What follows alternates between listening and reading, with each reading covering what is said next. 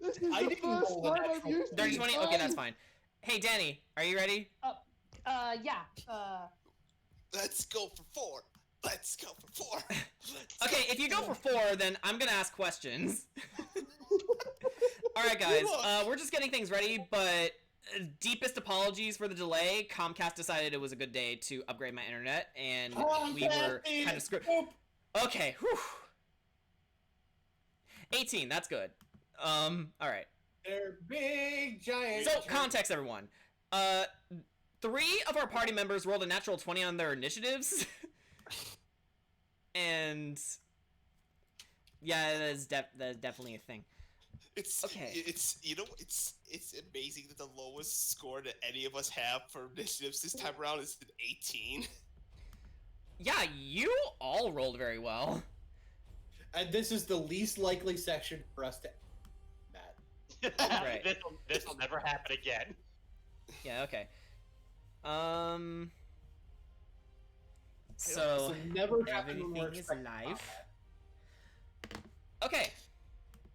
With all of those shenanigans out of the way, welcome back to the Abode for our 10th session.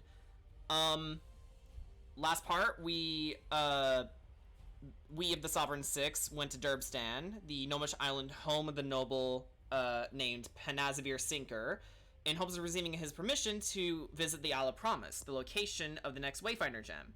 However, they learned that not only were the elves of Kenya taking refuge there, but the noble himself was sick. The culprit, as Brubeck the Druid of the Moon Owl tribe discovered, is a green hag named Pestilent Penny and her coven of green hags. Once they were dealt with, Castiel and Dora cured Mr. Sinker of his illness, which brings us to the morning after, and this is probably the shortest the intro sequence has ever gone, so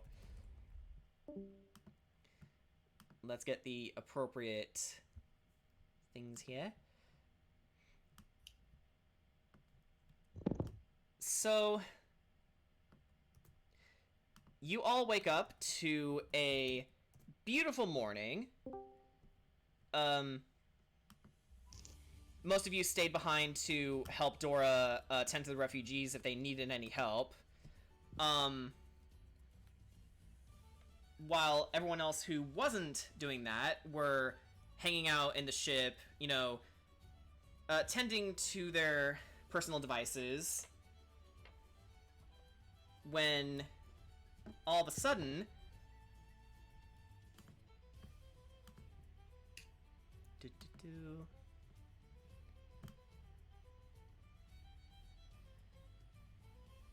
hang on, lost my place here. There we go.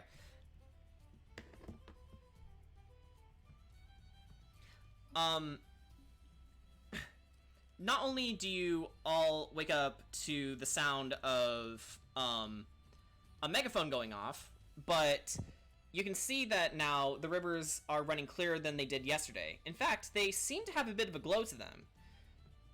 And from atop the many tree houses, Mr. Sinker is coming right out of his home with a megaphone type contraption in his hand. And it's of a steampunkish design, for flavor text. And he comes out and says, "Good morning, everyone! Good morning! I have some announcements to give you." And he starts patting his vest for something, looking around. Now, where did I put my pamphlet? And he rummages for it a bit before his assistant, a gnome woman in a suit, gets it for him. And he sees it and goes, "Ah, thank you, Chelsea." And he turns back to everyone above and below him, reading out, "First, allow me to congratulate the Sovereign Six for their work ridding our springs of Pestilent Penny and her dastardly coven. Thanks to them, our springs never ran clearer." And you all hear an applause and some cheers. Yes, but most importantly, now that I'm back into tip-top shape, I have some bad news and good news. The bad news is, I have to stay inside to work.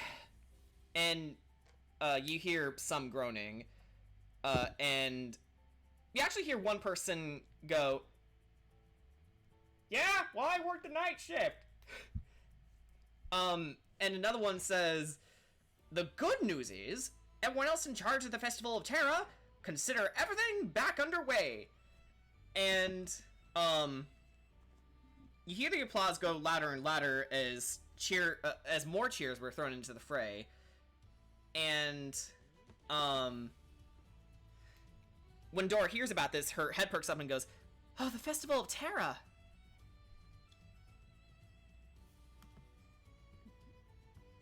And, she turns to you guys and goes, "Huh?" You know, we seem to show up in time for a lot of festivals. Yeah, it's the craziest thing. Anyway, do you guys know what the Festival of Terra is about? I'm afraid not. No idea. I'm not a rock guy. No. I never took part in many festivals. That's okay. The Festival of Terra is a way for the gnomes to give their thanks to the goddess for giving their island so much life. After all, this place did used to harbor a very active volcano in its past life, but now, with all this rich soil, life went on. I see. That makes a lot more sense than what I just said. And then Mr. Sinker goes off again and says, "Everyone interested in attending the party, come on down to Cannon Coast at 9 o'clock. There will be party games of the shootin', searchin', and discernin' variety.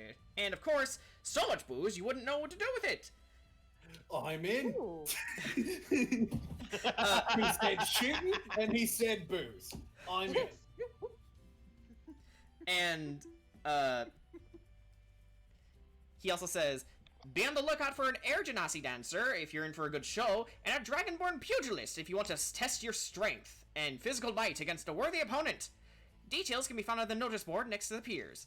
Have fun in advance all, and I wish you all a speedy recovery." Cheers and applause fill your ears, and then, as everyone dispersed to go on their business, mostly to get ready for the party later tonight, Dora turns to all of you, specifically to you, Castiel and Riona, and says, "I've actually got a lot of free time. While we wait for the party, everyone, why don't we play some Una? Is anyone interested?" Sure. I'm don't not know. much one to How do we party. play that? I'll show you. Let's get back to the camp first. Are we actually going to play? Yes, okay, you are. Okay. Hang on, I have some rules here. Let me just get them real fast.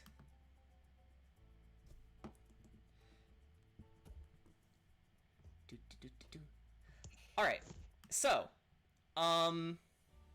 she brings you all inside the tent, and, there's a small table that you all can sit at. So, who said they wanted to play? Buck is playing as well. It's not Coco, but like he's probably I do. anyway. Yeah. Yeah, I'm Cass curious is playing. about it, but... Alright, here's how to play Una. 1, roll a d20 and try to pass the DC of whatever the DM spoilers, hang on. You didn't see that. Roll a d20, try to pass the DC of whatever the DM decides behind the scenes. 2, add your charisma modifier, and then rinse and repeat for 3 rounds. So, I think we know who's going to be winning a lot of Una. alright. So, Like, Baku, modifier. Cass, Riona, and Virog, did you say you wanted to play too? Yeah. Yeah. Yes. I want. Layla Unless would it like invokes to- a lot of rage. Okay, so actually let me get Dora's sheet out because she actually has a So- charisma modifier of her own. Okay, so is Rags playing too? No. Okay. Ah. He Yeah, can so be the Rags rep. is declining. Lele, what about you? Yes. You're playing? Okay. A 6-way Una round. Okay. Yeah, everybody but Rags is playing. Party pooper. Well, he has to go and tend to his pets, doesn't he? Of course. Yeah. So that was actually Rags's reasoning. The- He said the he had bullet. to tend to his pets first. what? The bullet. Huh? Riona died. What was that, Riona?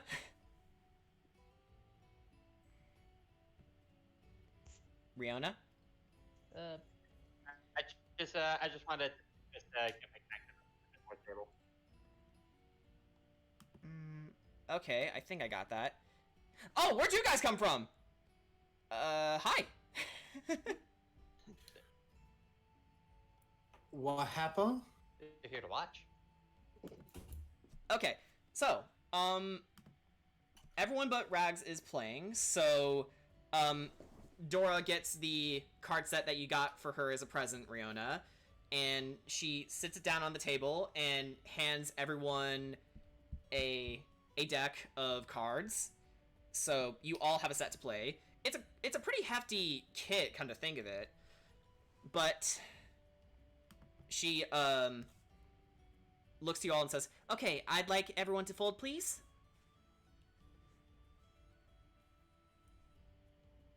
You say you'd like everybody to fold?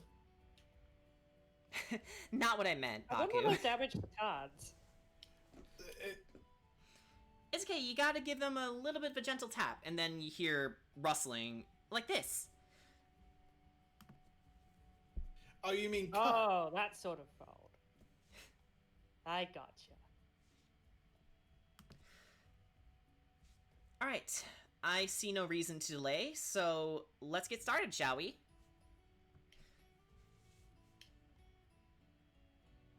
So, I'd like everyone to roll a d20. And then okay. add your charisma mod. Okay. So, Baku got a 4. Baku yeah, got I a 4? did too. Yeah, I did too, actually. Okay, 4, 4, 12. 12. Riona, Lele, what'd you get?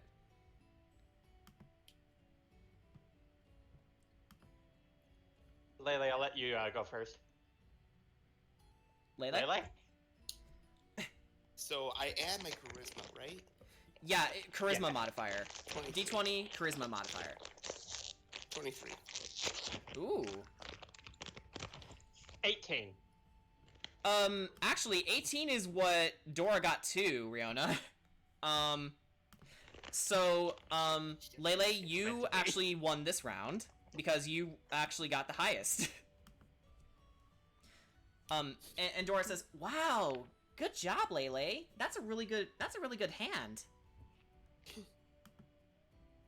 Baku is just confused. It's like, is this a hand? Is this like legal? I don't know, you tell me. Okay, let's Yes.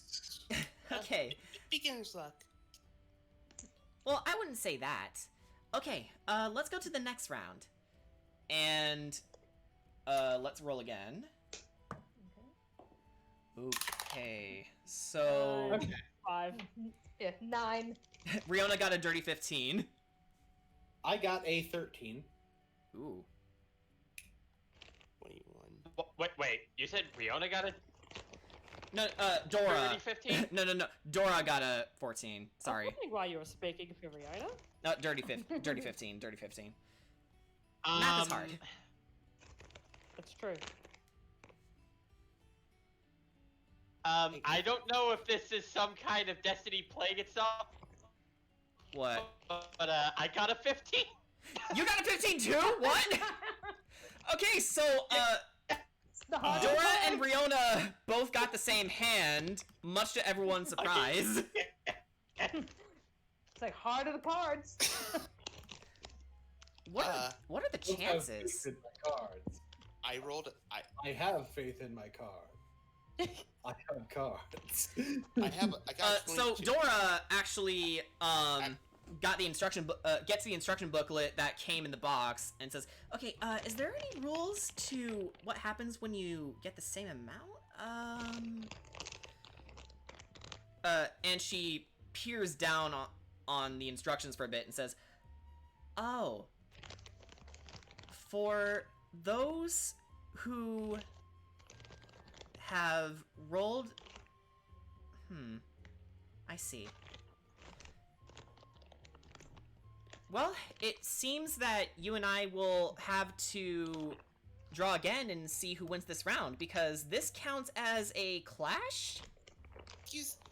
Excuse me. Hmm? You missed my hand. I rolled a 22. Oh, yeah, you didn't say it. I was trying to say it. Okay. But I must have been quiet, so... Yeah, okay. So, never mind. So you should've ended up... No. What? In canon, let's have it like, she starts saying we should clash, but then, Layla interrupts, like, Yeah. I got 22. Oh, never mind. She actually folds her cards again. yeah, Riona's just like, thank God I don't have to fight her. Knew I should have played What? this. She knows, and she looks directly at Riona and winks. Yeah. So, Dora says, well, I guess we'll have to find a way to beat you then, Lele, because you're currently in the lead. So, this will either have Lele beat everyone, or we'll have to go do another round or two. So everyone roll their d20 again. Ooh. Oh. Dora got an I 8. got- I got 10. 10. 21. 21. Okay. Ooh, nice. 16. 16. I got 22 again. 22. Are you fudging your rolls? No. I rolled again. Just Okay, for, whatever. For context, I just rolled. I rolled again. I rolled a 7. I Seven. rolled again. That was a nat 1. That's a 3. Oh. I'm letting you know my rolls because I'm not like. Okay. All right. I'm not like trying. I am genuinely. Yeah, don't trying worry. to roll. Don't worry. I believe you. Oh, no. Would everyone mind writing down what they got for their hands? Okay. So I will go first. Dora got 8. 10. Just making sure that my math is correct, really. I mean, it also helps that. And Riona? I mean, it also helps that like. This is 16. Layla's best stat. Yeah, exactly. Yeah. That's what I was thinking. Funny enough, it's actually, Cass and Dora's best stats too because they're clerics, but, No. or among their best They're- stats. Well, not necessarily. Oh, that's wisdom, you're right. Sorry. This is what happens when you don't play D&D in a while. Okay, so, Lele, with that in mind, it looks like you won all 3 rounds. So, congrats to you. You're the Una champ. Actually, just for funsies, could I maybe... Huh? For funsies, could I maybe do like an insight check just to see was Lele just being sneaky? Yeah, go ahead and make an insight check.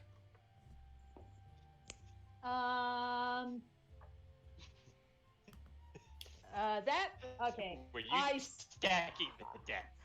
I suck at mental math. 22. 22, okay. So, you turned to Lele, and you give her a sort of funny look, and you look at her hand, and you actually confront her about the issue. I didn't cheat, did I? I don't know. You tell me. Good I at actually don't disguise, know. Lele. Like,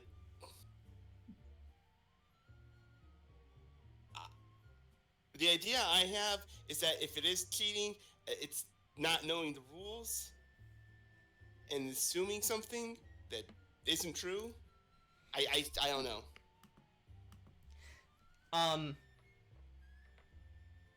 So, with this in mind, Dora actually, says, well, if you are cheating, I certainly don't see it. They do say that Una does require a lot of, street smarts to play, so... You seem to have pretty good street smarts whether you know it or not, Lele, so I'd give you a pass. I mean, not, yeah, I mean, it's like, I'm not really upset or anything. It's just, there's nothing really on the line. We're just doing it Yeah, for no, fun. she's not cheating. I can tell. Yeah, I mean, it's like, we're just doing that. Yeah, we're just playing for fun. It's not like we have, like, money on the line or anything. She's just really good at being able to read people and what cards she needs to play in order to fuck with their hand the most. Yeah, it would make sense. It's like a heart of the cards. Heart of the cards. Heart of the Heart cards. of my card. Okay. By a card. Changing the No, subject. Actually, no. See, that's when Riona just looks at her deck and she's just like, I only have clubs here. I have aces. I have parts.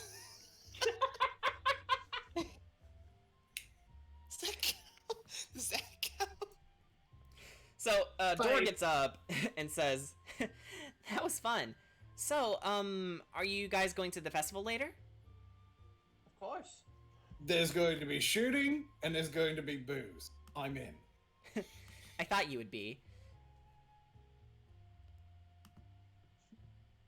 I have a natural curiosity for, all the culture surrounding the islands, so I know I'm definitely going.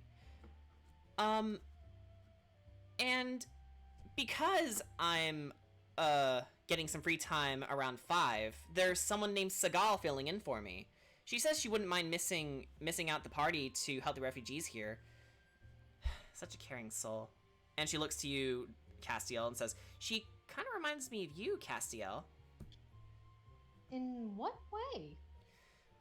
Well, that she gives a helping hand wherever she goes. She has a kind heart, and she's really good with children.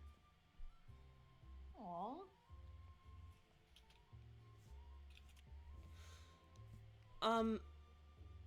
Riona, Virog, Lele, what about you guys? To go. Okay, Ben. I certainly wouldn't mind attending the party. I don't think I have much else to do. Yeah, I understand you guys do have to wait for Mr. Panazavir to finish everything, but why not attend the party? My only concern is if Rags is willing to go. I noticed that he's a little preoccupied at the moment, and he doesn't really seem the party type, but what do you guys think? That's something you probably would have to ask him about personally. Yeah, I agree.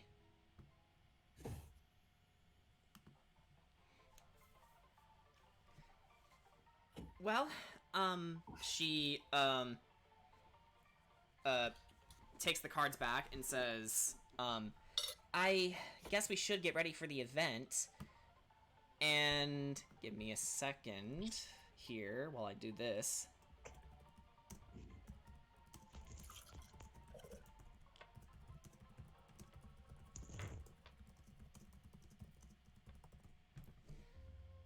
Alright, Lele, I PM'd you a thing. Okay. All right.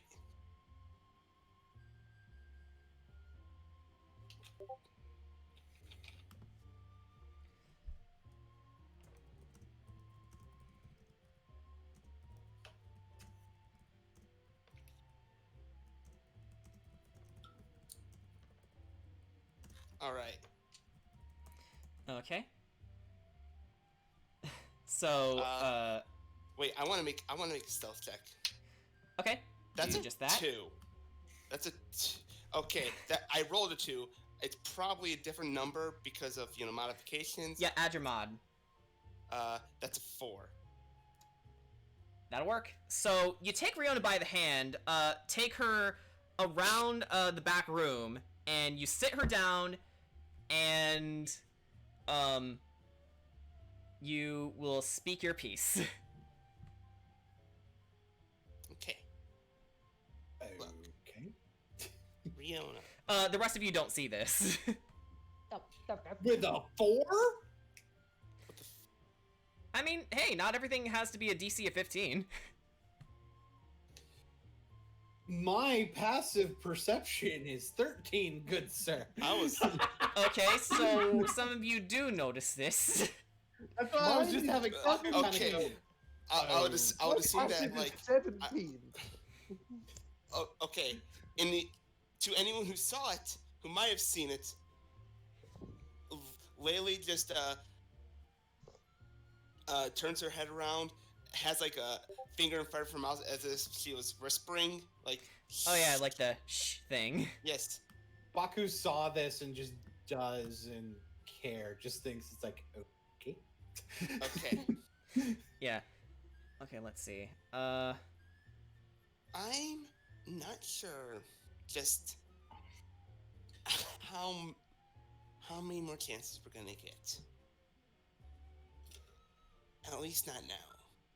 Especially since I know this is not exactly a very. This can be particularly dangerous. This entire thing. So at this festival, you're gonna need to promise me something. Yes, Layla? Confess to Dora.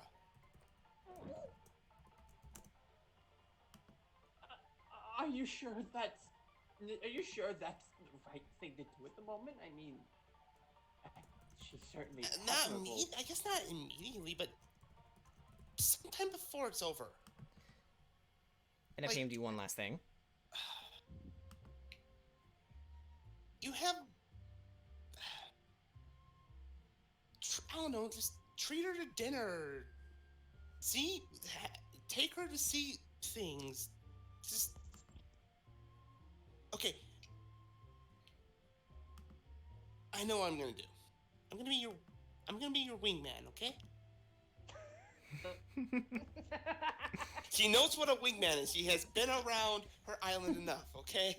No, I know. She's probably Layla the met wing- one or two wingmen. Yeah, Layla the example. wingman. Yes. She's not. That was a pun, She's by not the way. that. If you need any help, okay? I doubt you're gonna take no for an answer anyway. Not tonight. Excuse That me. wasn't me. That wasn't me. And from the corner of your eye, you see a large ebony beak. Baku's Are you already gonna- at the food. Baku's not even waiting. So that failed a stealth check. All Are you right. gonna help? Are you gonna? If you've been listening in, are you gonna help too? Listen, if anybody knows about being a... It's Baku. Yeah, the one with the actual wings. Precisely. That don't fly, but that's beside the point. Listen, Dodos didn't fly. You're good. I'm not a... Don't you call me a dodo. I'm not calling you a dodo. I'm just comparing you to one. Don't compare me to those fuckers! Everything okay over there? Was that Dora? Yes! Just fine. It's like... And then Baku turns back, it's like, listen. Just enjoy night out with her. Savvy.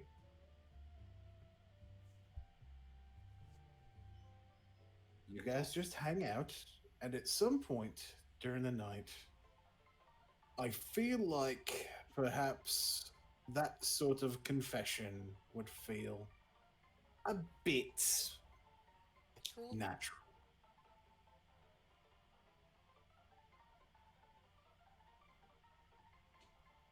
Alright. I'm might as well. No, I might as well ask her first, so we can at least get things started.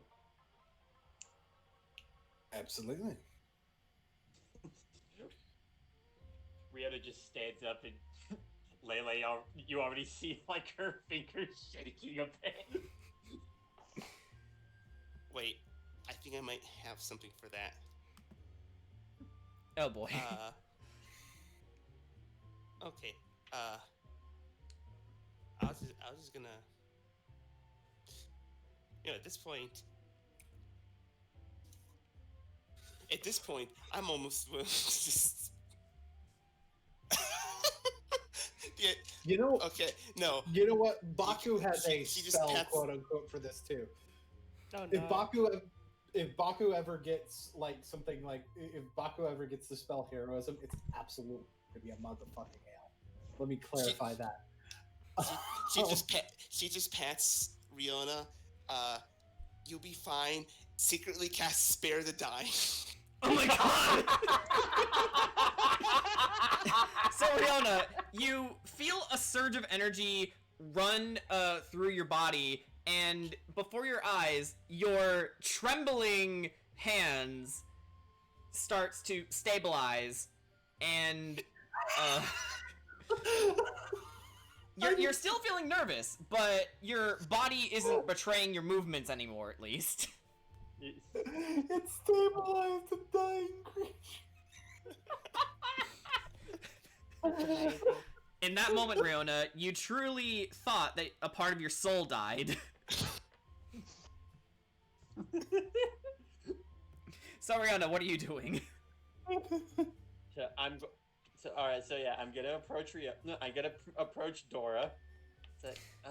Okay. Dora? She turns around and says, "Oh, Riona! Hey, are you feeling okay?" Yeah, I'm fine.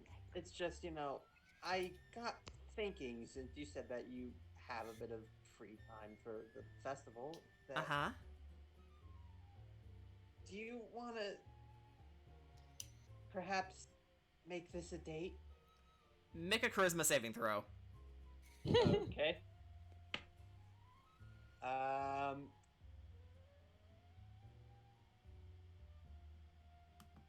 Let's see. And I have an 11. An 11?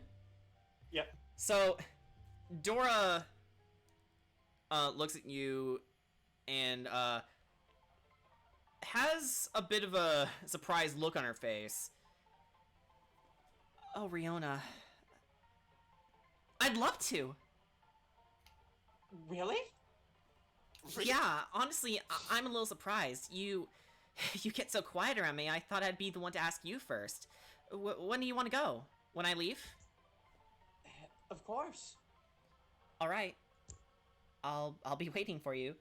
And there's actually a blush going around her face, and she, goes to, do her thing, while also helping out, whatever, refugees need her help at the time.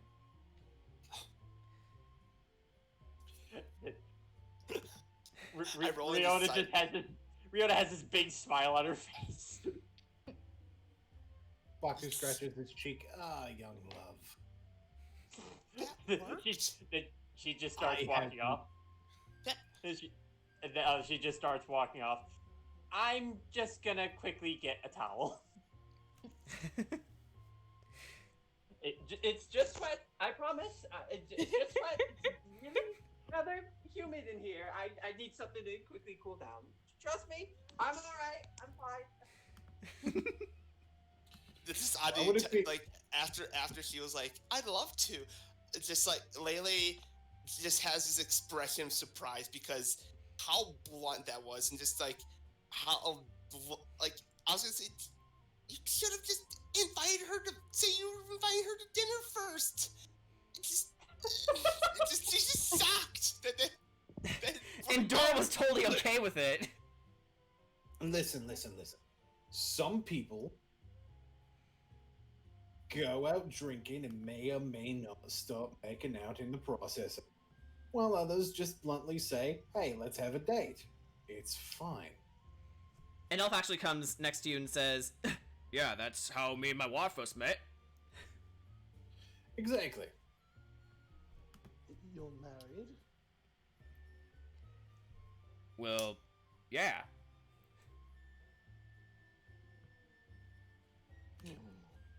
Interesting.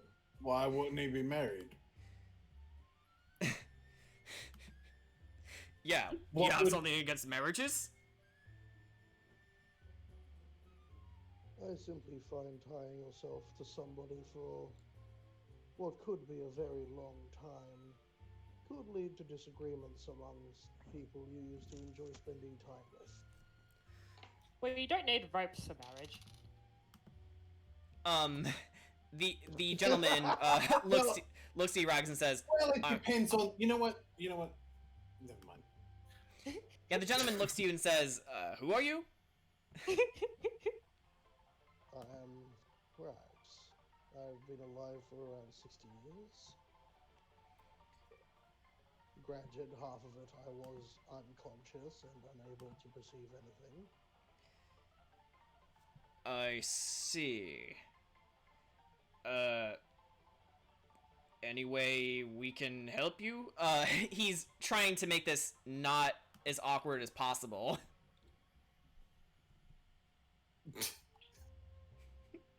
I'm just imagining Rags just giving him a completely straight face.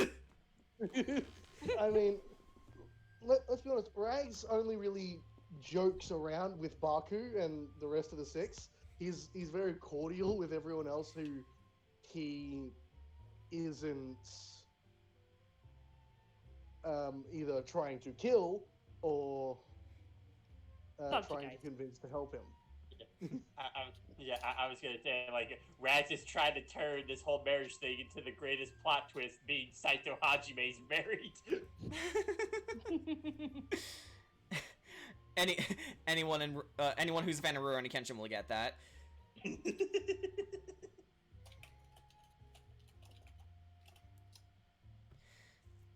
So,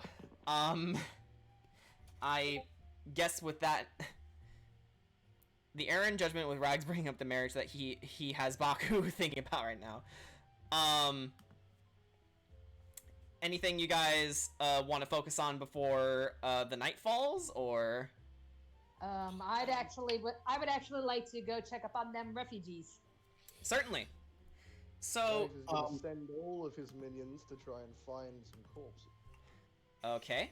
So, Rags... All the way to the skeletons that are sent into the forest to find more skeletons. Yeah. So, Rags, you send out your troops to scour the woods to find any remains that could be useful to you. And Castiel, you go around the tent to see if anyone else needs your help. Baku, were you about to say something? Yes. Basically, before we have this big opportunity that probably could involve spending lots of money, I have some diamonds to sell. You do. So, okay then. So, you see the party off and tell them that you're going to sell some of the diamonds that you've been meaning to take. I'll give him what my diamond to sell to. Okay, so Virag, you hand him your diamond. Yep. Now, 3. Okay. No, I'm keeping mine. Yeah, Rags Layla's is like, keeping his- holds it close to her chest and goes, no. Okay. That's fun. Your decision. If you do not want it, give it back. No. Then it helps. Okay then. So, Baku, would you mind making a perception check, please? I can make one of those. Yeah, I'm okay at those. That's a 17. 17. Okay, so you get pretty far into the town when suddenly you feel your pockets feel a little bit lighter than usual. If anything, you pat yourself and hang on, this music's a bit too scary. Hang on. Force skip. You notice that you've actually been robbed. Oh. Oh, this Um, is a thing now. Yeah, it's a bit of a blur, but in your confusion, you see a diminutive creature of some sort in a green cloak, and running by your side, you meet with Asuka. Actually, she starts panting. Damn kid. She turns to you and says, "Oh, hey Baku." Hey, yeah, he stole shit from me. We're going out. Yeah, me too. I was on my way out of Mike's boat shop when that little weasel stole my receipt. So, chase him? Yeah, we're chasing him. Alright, let's was help each other anyone- out. I'll cut him off on the other side. You take the streets, and then we'll bottleneck him. Got it? Got it. Was anyone with Baku, or was Baku just by him? I would assume Baku's alone, right? Yeah. Okay. Alright, Baku. Let's see here. So, you both give chase, to the thief, and, the chase actually takes you along to the islet of Imwan, where all of the gnomish inventors and builders, do their work. You had to take a route to get to them, but, you eventually get to a point where you and Asuka split up, where she Actually, how far away is that islet? The other side of it. the other side of it. Yes. Um, Basically, how far is the islet from basically where we would have seen him going that direction? it's not too far from Cannon Coast. I would say that it's along the foot of the island, and you're going close to the middle of it is where I would say. Is it? Are these two? Say 500 feet apart? They are. I have a gun of dimension door. Oh.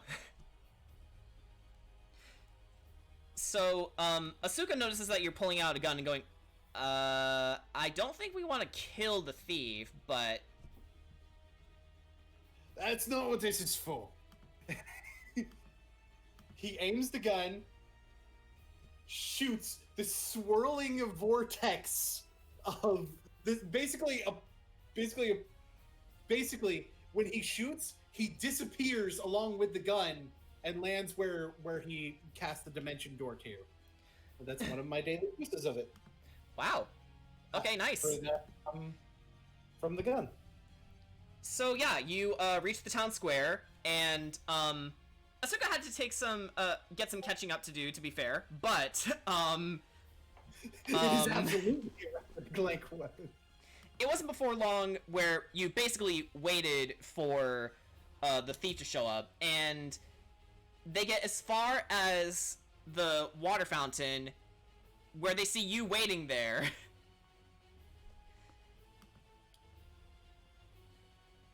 How do you react?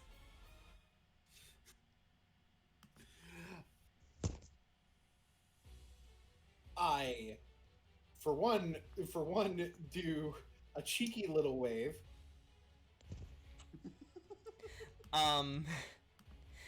They, I yeah. am going to pull out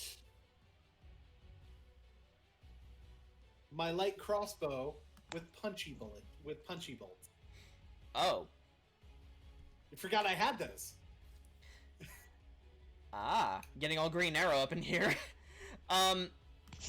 So the thief starts to double back into the alleyway. What do you do? I chase after him and fire a shot to basically firing low to try to make sure that I trip him up so that he can't really get further away. Okay.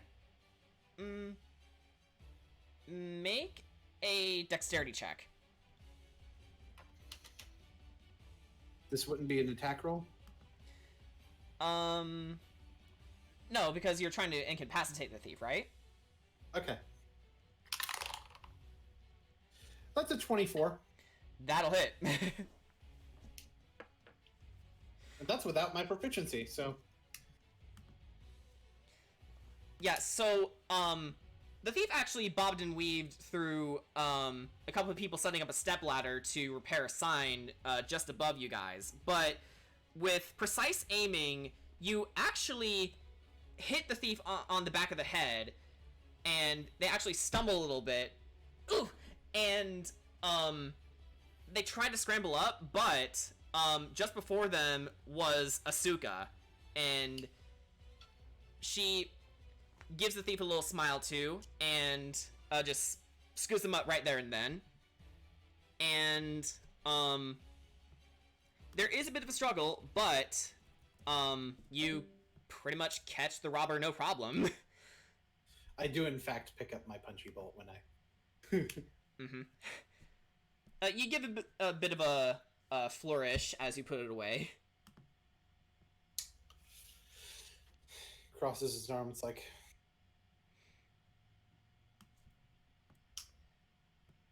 Now, here's the interesting question I have.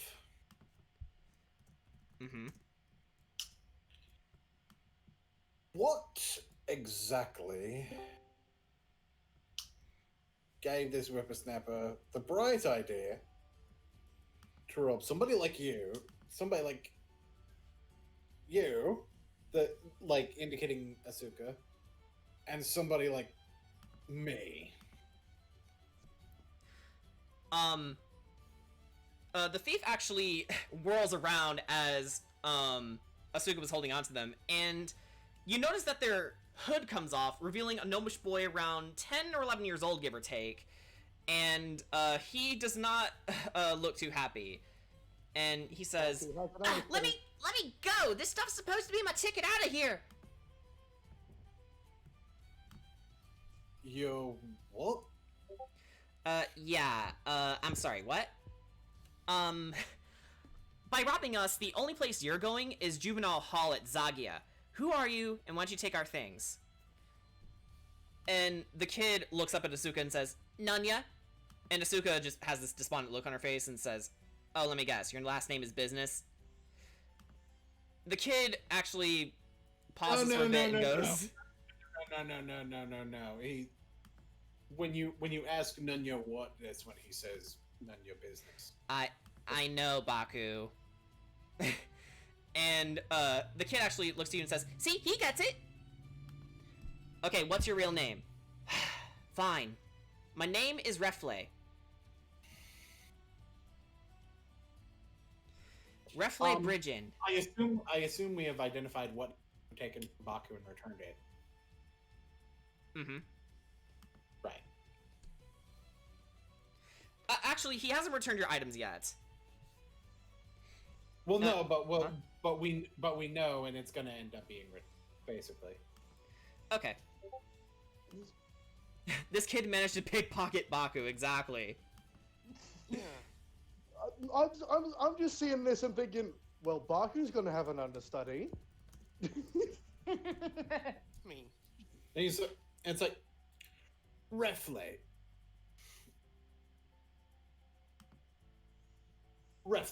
right. What exactly did you mean by ticket?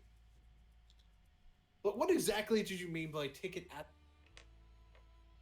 Because if you need a ticket out of a situation, you know, I'm fucking rich. You could have just asked. He looks down a bit and then back up to you and says, I took your stuff because I was separated from my mom. I heard she's on the island of Roya around Sar, I think. My uncle and I are poor because of the Drow King's war with the folks around there, and we need money and a boat to get there. They're gonna close trading routes soon, so I have to go tonight. We can't wait.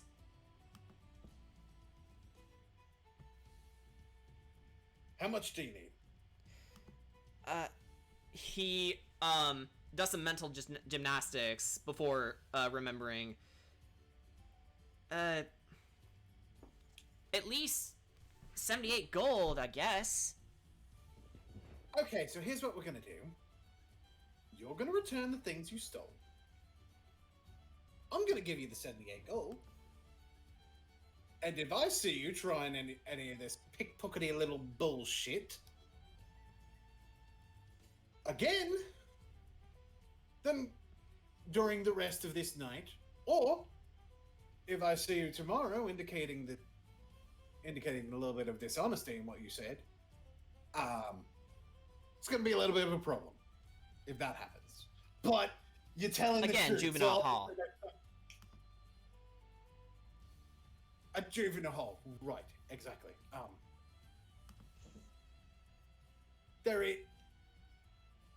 Do we have an understanding, young man? He nods and says, "Yeah, we do. You lot go." And Asuka finally lets him go, and the kid gives you her receipt and Baku all of your diamonds. And I give him 78 gold. And he takes it and says, "Thanks. You're all right." And Asuka just looks to him and says, "Okay, now get out of here."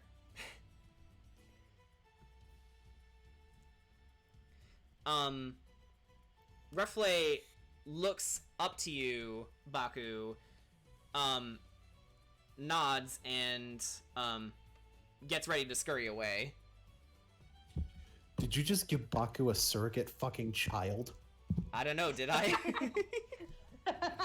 I think you just gave Baku a surrogate fucking child. Where's Dad? Baku's a dad? Baku's a dad?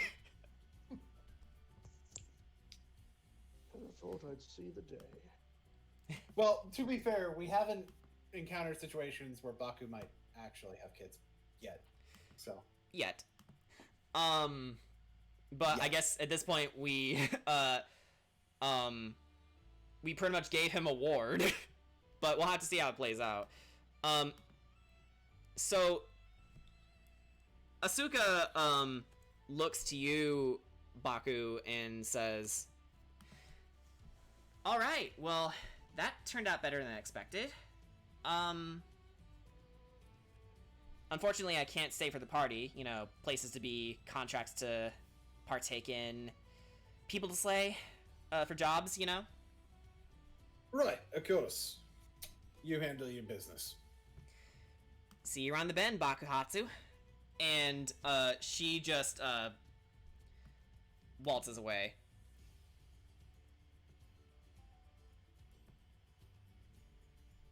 A kid's something else, though. You cannot think about, like, the kid pickpocketed me. Yeah, that takes What? balls. Yeah, no, not only that, the fact that Baku didn't realize until he felt his pockets being lighter. That is what gets me here.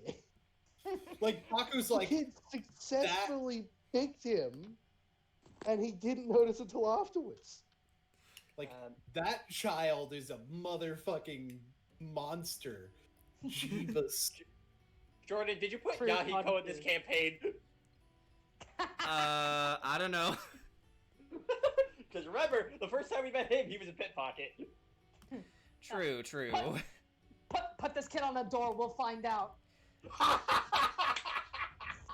mean, honestly, the next time we see him, I might give him Yahiko's voice. Oh no, that voice is Let me be god clear. awful. If he shows up at the festival to pickpocket people, I will hang him on a door. I will fucking do it. Baku No, admitting if to be a child murderer, okay? No, No, Baku, you don't no, hang no, him on a not door. actually. No, you don't hang him on a door. You hang him on the ship, and we take him with us. Yeah, he's the makeshift mermaid thing on the bow. Right. The figurehead is what you're looking for. Figurehead, that's it, thank you. I didn't mean actual murder, like hang him from the fucking coat rack or some shit. Yeah, yeah. If Baku Like his sees mouth you of soap. pickpocketing somebody else tonight, Baku will take you with us. Okay, so, Baku, you managed to find a shop that, takes your, wares, and, you did indeed, get about, you said you had 3 diamonds, right? Yes. You have received 3,000 gold for it. Sweet. Congratulations, you just paid for me on this date. You get some money back in return for all the 78 gold that you had to give that kid. I know, right? Winning. Just a little bit money Like, extra. guys, I'm not at 5,000. Sorry. No. So, Baka really is just slowly becoming Lord. Will Baku get to 1,000,000 gold by the end of the campaign? we will have to find out. Okay, so, Castiel, back with you. You're just, taking care of some of the refugees, while waiting for the sun to go down. You fixed up a young woman's arm. You, healed some burns off of a young man, around, the elven equivalent of, their college years. And, you've even given some babies and children, potions from illnesses that, needed healing potions. When suddenly, you, feel a hand on your shoulder. I would like you to make your own perception check, please. That would be. Hang on. 15. 15? Okay. You turn around and, see a woman with platinum blonde hair, vivid blue eyes, and a bit of an ovular face, but she also has a gentle smile to her, and she says, Castiel Falwen? Yes. Yes, Dora mentioned you were here. Would you mind coming with me, please? Of course. And she starts to walk with you and actually whispers, let's find a secluded area. It will all make sense soon. Okay. So, this is Segal. She takes you into a nearby, clearing away from, the camp. And, she looks to you, and, she actually, takes off a hat, completely dropping her disguise. And her, fair skin actually turns into an ebony color, her hair from the platinum blonde to a pure white, and her blue eyes actually turned, into black and red, and, with a white iris. This was actually Galas in disguise. It's like, oh, it's you. It's been a long time. A Galas, was it? Yes, it has been a while. How have you been keeping? Oh, we've been hanging in there. I mean, we've come pretty far on our own journey. I see. Sorry for the disguise. The elves around here are understandably not very trusting of us drow. I'm here on assignment. I have some intel related to King Morinel Gloronray I was hoping to give you. Oh, yes. And you can tell the party afterwards. As you might already be aware, he's in the process of taking over Orvion Island or in the Emerald Kingdom, killing anyone who dares to oppose him. And she looks down a bit before returning her gaze back to you and saying, including his own people. My people. Why is he doing this? We tracked down a former worker of his and took him in for questioning. When the Drow King attacked Kenya, he did so out of a vision he saw. Related to you, or at least a person like you. Yes, he knew about your quest for the Wayfinder gems and went to Kenya to kill you. Obviously, he viewed your people guilty by association, so he killed most of you and took others as POWs. So, so that night, so are you saying that this is somehow my fault? No, of course it isn't. But you definitely have a part to play in this world, but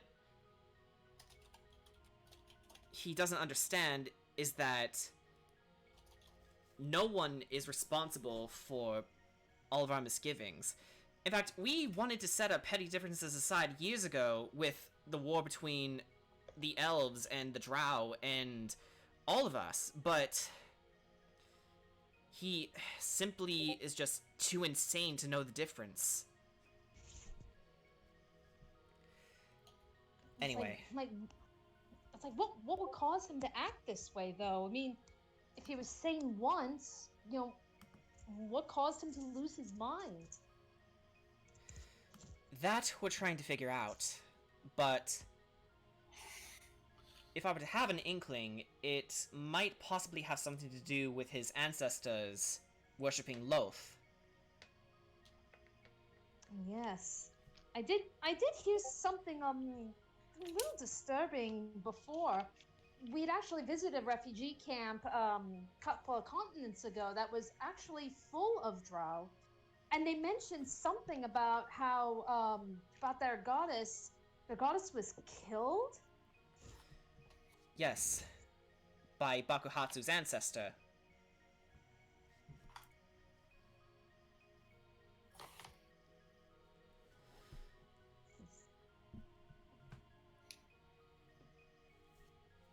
It doesn't make sense yet. Yeah.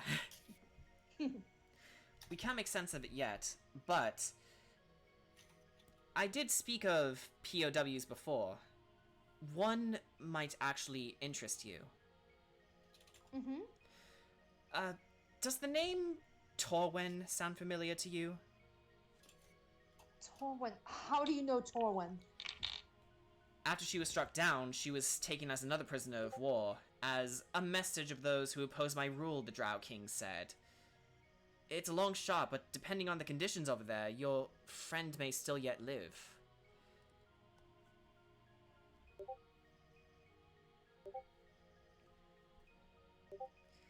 If we could rescue her, she could very well prove to be an invaluable ally to our cause. Of course. I mean, oh, if she's alive, then... Well, then I have to get her out of there. I agree, but you have more important things to worry about.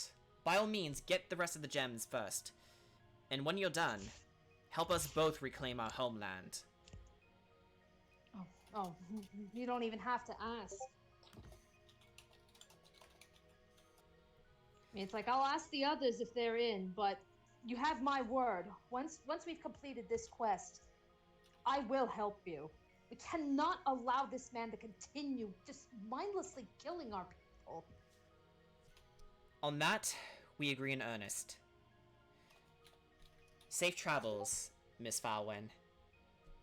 And you too, Galas. She smiles and puts her hat of disguise back on and resumes her elvish appearance. And she heads back onto the tent.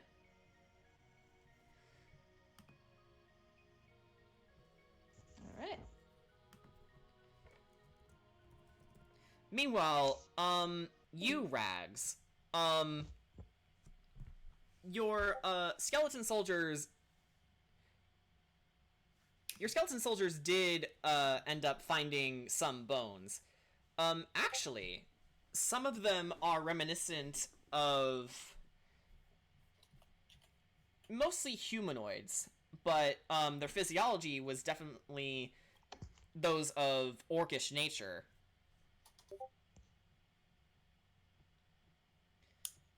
Okay.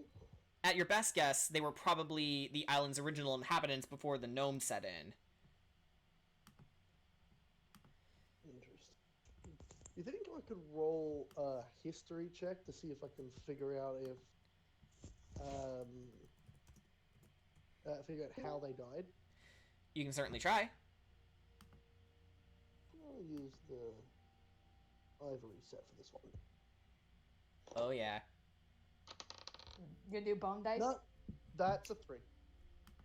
A 3. That's an 8 actually. Okay. It's a bit hard to discern at first, but upon closer inspection, you see that the bones, rather the rib cage, have several nicks and cuts to them. So most of these beings died from blade wounds of some sort, or at the very least, they were killed. They were died. They were killed by arrowheads. So rather simple stab wounds, and they were died. How many skeletons did my skeletons retrieve? You have retrieved about 3. 3 skeletons. Okay. Who's ready for some public displays of for some PDN, public displays of necromancy? Uh-oh. Keep your necromancy to yourself. Lewd. Actually, as you were Remember, only necromancy in private. yeah, actually, as you were ushering your new recruits along back to the ship, you actually think to yourself, and I would like to ask you to roll investigation, please.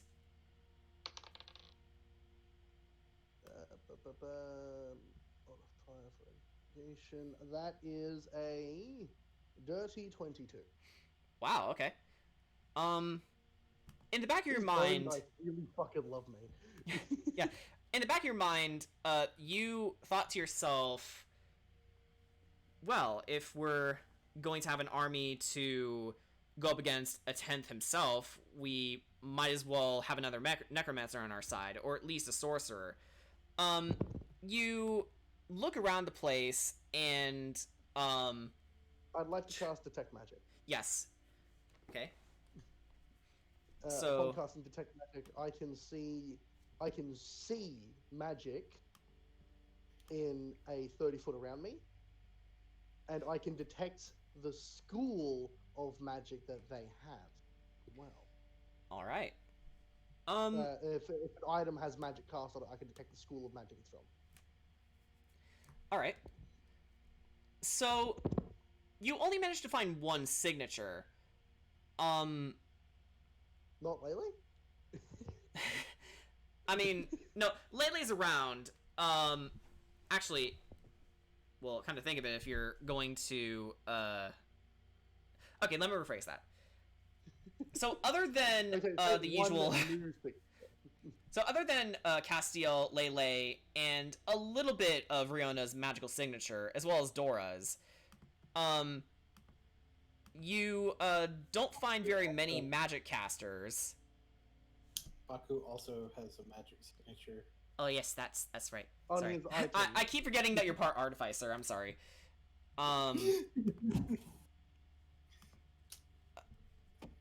There is one particular being that immediately catches your eye. They had a purplish black aura to them, which you already point out as necromancy.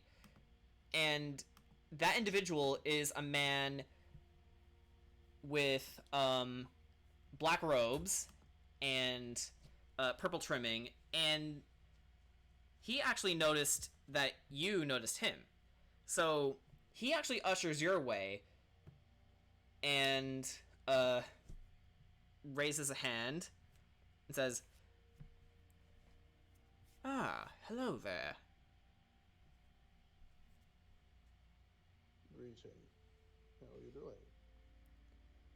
I am doing well. Yourself?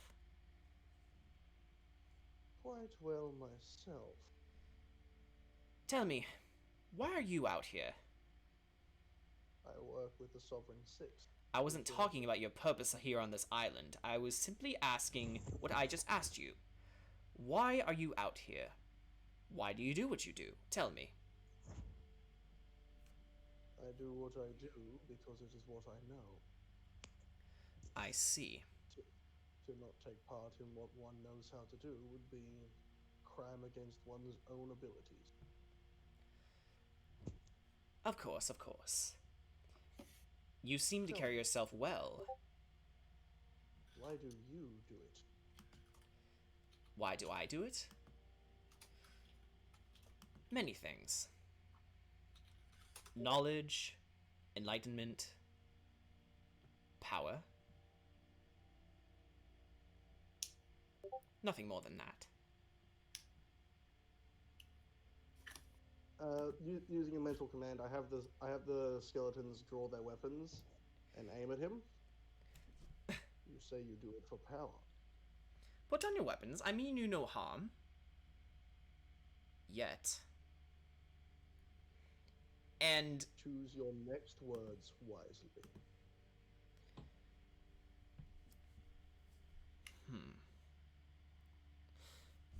the man actually ponders to himself before looking back up to you and says, R4GS, when we meet again, make sure you're on the right side. How do you know that? Make an insight check.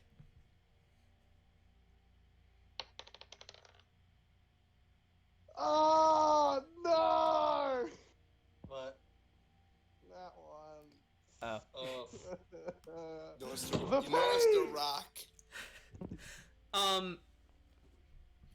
Your your head is so dizzy with thoughts that you can't get a simple answer out when suddenly the man just vanishes. We are.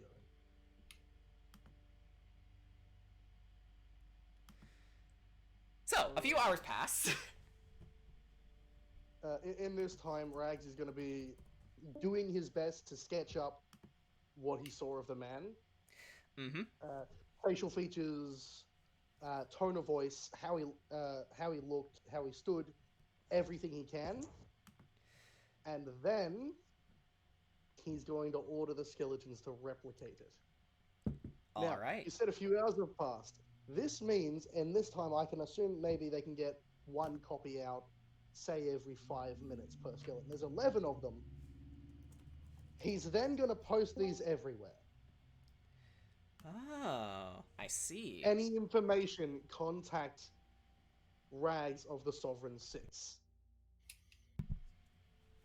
All right, so you pretty much put on a manhunt for this individual. Rags does not like the fact that that man knew his serial number without him telling him. Indeed. It's not like his serial number is visible under all of the bones. So that means that son of a bitch knows who he is. And that is a threat and a half. Indeed. Are you going to tell the other party members about this? Definitely. In the time, I think Rags has gone to find everyone and has told them as much as he can about it. Okay. And has put out essentially, keep your guard up, something might go wrong. All right. So, just for Already frame of got reference. a child managed to pickpocket me. Baku, a child is one thing. This man knew who I was. He says Point the is, next time I we got meet, your I back. need to be on the right side. I cannot assure anyone's safety. We need to be on guard. If you change into some formal attire for the festival, at least keep a weapon on you. Okay. And What do you mean from attire?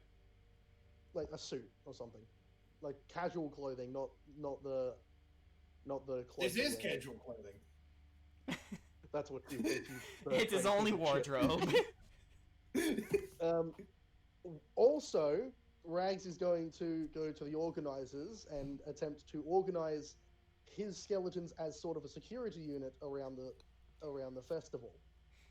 Very well. So, you come across a couple gnomish men and women, and while understandably they were a little bit alarmed by your presence, one of the men actually comes up to you and says, "Well, a little security never hurt anyone. How much do you want for it?" I do not ask to be paid. I just wish to make sure people here are safe. Ah, a good Samaritan. I like that. I like that. Sure, we will be happy to have your services. My services involve 11 skeletons. A fair warning. One woman actually. Are they coming up? As you mentioned them. Yeah, the skeletons will probably converge after posting the flyers everywhere. Yeah. So one of the worker women sees the skeletons and she actually faints. I can assure you, they will not attack anyone. I do not deem them worthy of attacking, which is everyone here. There is only one man I am after. He'll pull up a flyer and hand it to them. If any of you see him, tell one of the skeletons. Certainly. We'll have the men bring him in for questioning. No, you cannot bring him in. He can vanish. Hmm. You see him. A magic and caster. Tell one of the skeletons. Yes. That is the only rule I'm giving this. Not to worry. You have our word. Thank you. And with that, he's going to send the skeletons off to do patrols. All right. So, for a frame of reference, the time is currently around 4:57. So 4:57 p.m. So it's ebbing around the time Dora is supposed to get off. Meanwhile, you, Riona, you, Lele, and Baku are preparing for your date with her. Yeah, you need 3 people to prepare for one date. You need. Listen. Riona's a mess right now. Okay. Poor thing. Riona needs 3 people. Listen, the main thing you need is a fancy coat. Trust me. Oh, just music.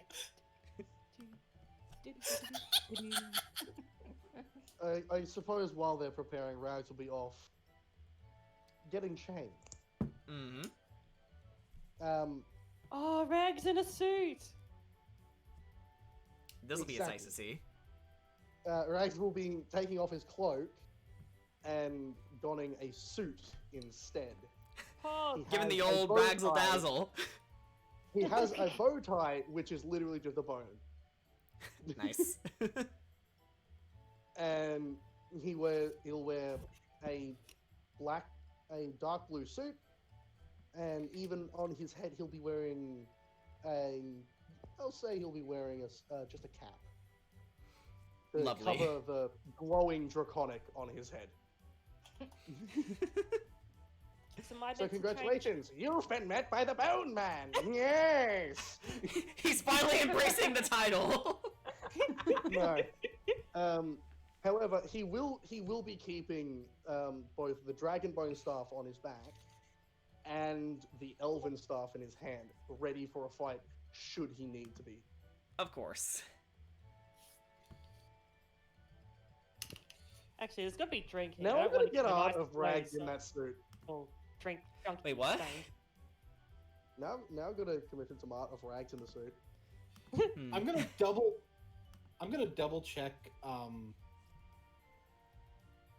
I need to double check the thing because I think I can prepare different artificer spell and prepare disguise self to have Baku Oh. in a suit. Ah. I'll You have don't to double need to. check that. Rags can literally sew you one. Yeah, he's a sewer, so... He's a seamstress. Seamstress, essentially. yeah. He's a seamstress. He sewed his entire cloak, his gloves, and his shoes. He can literally make you one if you Well, so provide can him the Baku. material. Well, Baku can do that too himself. Yeah, but what would you rather make it? the gentle touch of a robot necromancer or a fucking magic person? Or like, are you just gonna shoot it into existence? Yeah. I Yes. could do that. The cloth gun. Behold, the fabric rifle. Okay, so I need to double check the list of artificer spells real quick to see. Because if it's disguise self, then I can still have like my arm shit on. You should be able to. I can prepare disguise self. Yep. Neat. So basically, I'm not going to change it on my sheet because this is change prepared spells. Yeah. We're just gonna You're gonna magic yourself a Use- suit. magic myself now, too. Now we got to see everyone's reaction to Rags wearing the suit. All right, so Rags, he's gonna come out of the tent and make his way to where the others are.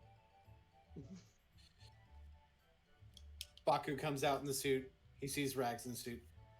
Oh, come on, we're wearing the same thing, really? one of us is gonna have to change. One of us is gonna have to change it. I already used the spells, okay? Yes. What I if you could spent wear a several nice hat? hours sewing this over our trips across the sea, and you used a single spell. Someone put on a nice hat, it'll be different.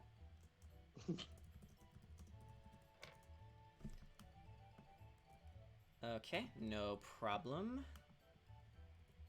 They're actually different. They're actually different suits. Baku's is purple. Baku's Yeah. is like a dark purple color. And we just got Rags in a navy blue suit. Actually, no, like, Vera, like, you made the joke about it's like, just put a hat on and it'll be all be finished. Like, I just imagine the only thing Vera has is just a hat. Like Virog is just, Yeah, 'cause- is just everything else is still normal, still bare chested, wearing the fur pants and a hat, just a top hat. It's a very nice top hat. Baku doesn't even use his spell slots for much else, so why the fuck not have guys self? And yeah, I don't actually have to learn the spells on the artificer list. I can just prepare them. And that's always neat. So, Yeah. Baku, as you squabbled over Rags's equally dashing looks,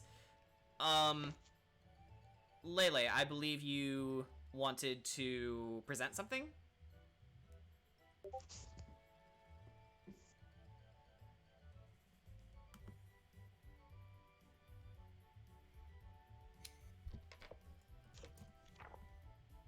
Lele? Lele?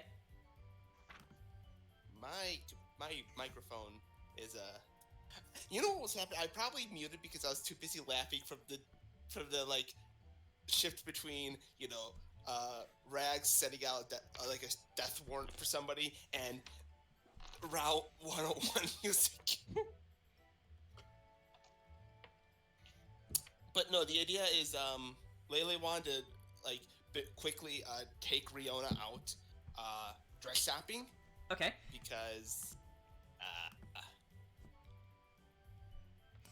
She needs a look.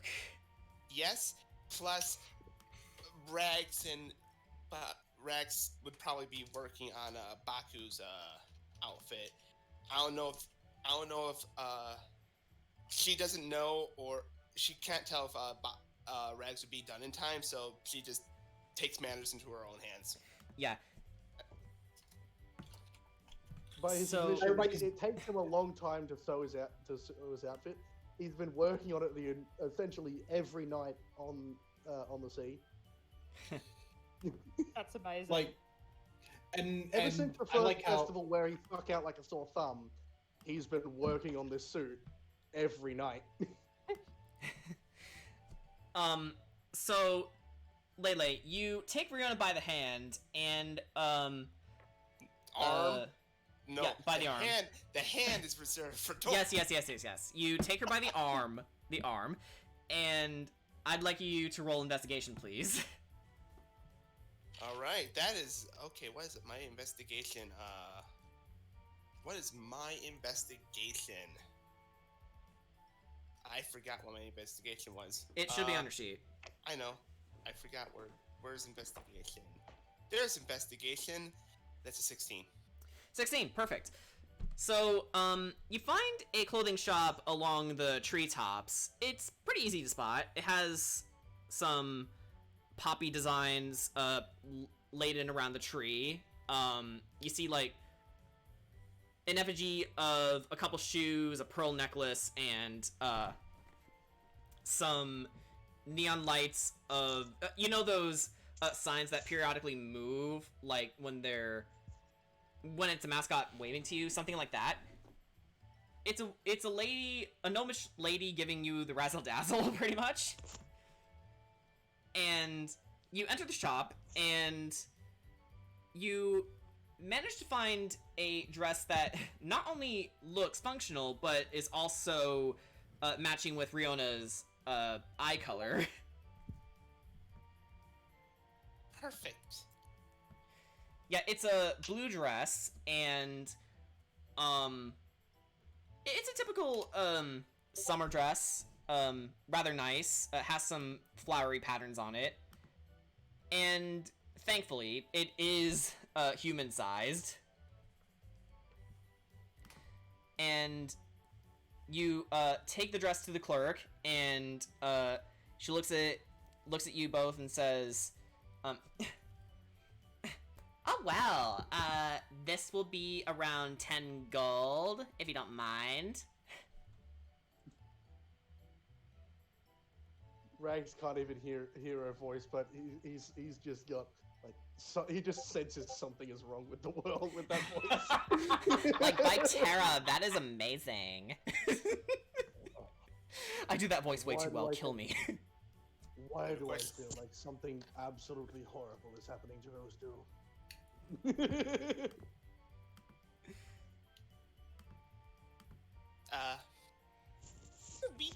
We'd be happy to pay. We'd be happy to pay.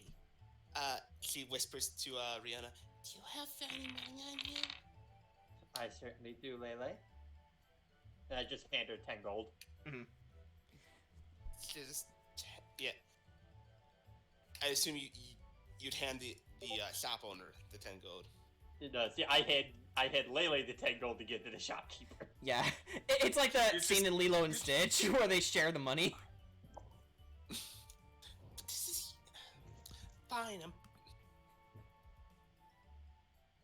just letting you know this officially counts as my dress now.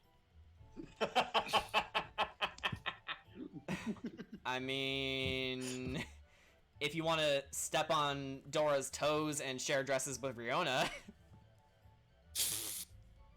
Nice. No, no.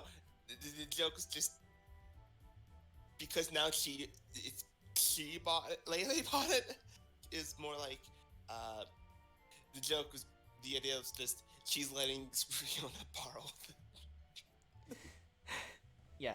So you hand the clerk the money, and she puts it in a bag and gives it to you and says, "All right, have fun at the festival. You're sure gonna look fab." I sense a Thank you. disturbance in the fucking force. Okay, so Rags so like the, shudders as he senses some more of that voice. okay. So the moment they leave, the moment they are out of sight from the shopkeeper, Lay whispers to Riona, "Run." Actually, Riona, you do have to run because it's about 2 minutes before your date with Dora And begins. The prom is tomorrow. And the prom is tomorrow. Okay. With that said, I'm gonna cast Longstrider on myself. Longstrider, perfect. So you Behold the power of faith. you actually start parkouring through the trees. You get down from the residential level straight down to where the camp is, and lo and behold, you You actually passed by Dora as she was ready to come get you, and she turns around and goes, "Oh, was that Riona?"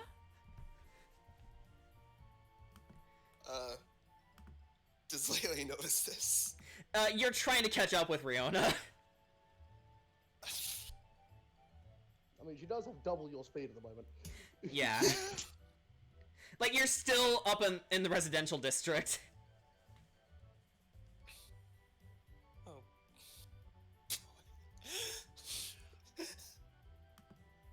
Back. I assume that, like, if... I mean, technically she's not, she'd be prone, so she could do pause... She could Well, you do, had to like- be prone to do pause down in the first place, but... Yeah, so... I mean, it's not like she's You wanna try and do carrying that? any- Yeah. So, would Dora also notice Lele? Well, not at the moment, no. She's still focusing on, Riona basically being the Flash. No. Yeah, Noom.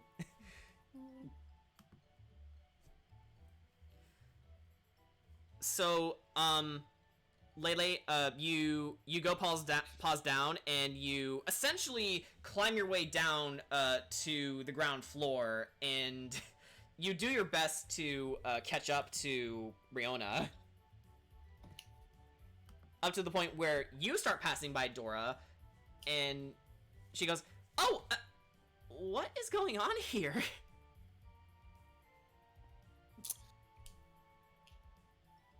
Would I hear this? Yeah.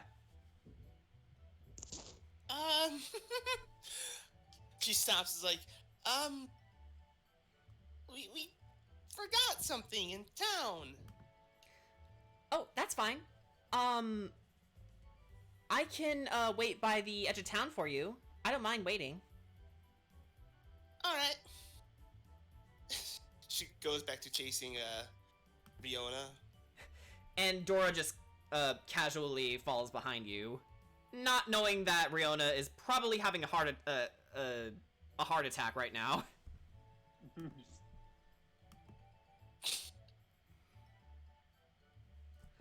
So eventually, you all do meet up with each other, and, Riona, you do end up, finding a place to change, and,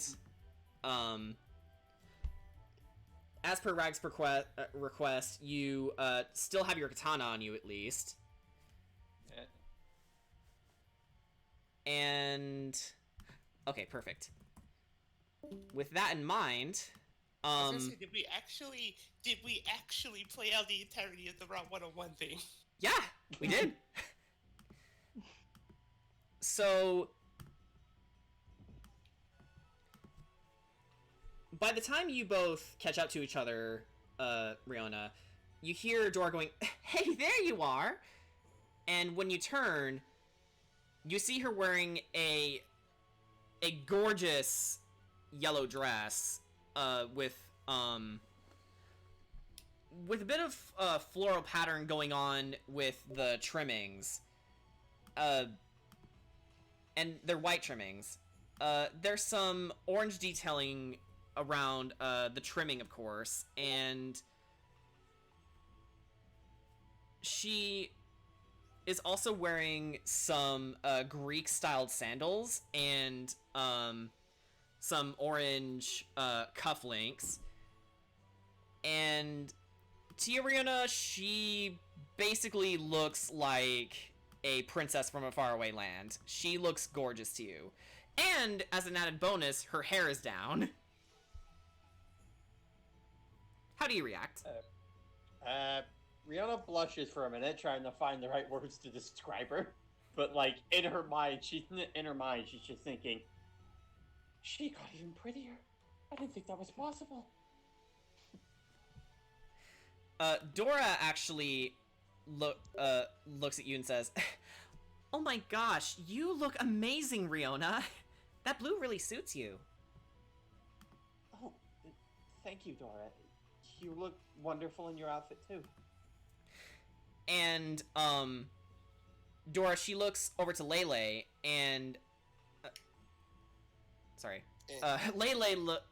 Dora looks over to Lele, and notices that she's wearing what's essentially, a black and white, hula dress, and she's essentially... She looks rather shiny, if I could put it into words. And... yeah. And she says, "And Lele, you look stunning in black." Guess I can't help it. Well, I guess if, we've got some time to kill, why don't we get this started, Riona? Where do you think we should go first? Well, I was perhaps thinking we could probably have a nice dinner. Oh, that sounds great. Which is good because Layla's mouthing dinner. Riona, I'd like for you to roll investigation, please. Okay.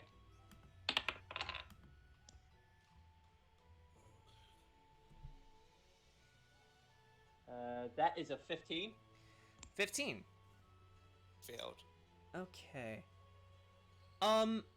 You actually come across a, restaurant known as the Crooning Canary, and it's a pretty nice,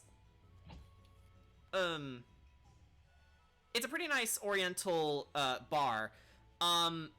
While, as per usual with a bar, you'd expect a lot of, pub crawlers, which you do see a couple, but the scenery is so beautiful that you could even smell the fresh scent of various seaside dishes. You could smell crab, fish, even some pasta here and there. It's pretty much got everything that you're willing to ask for.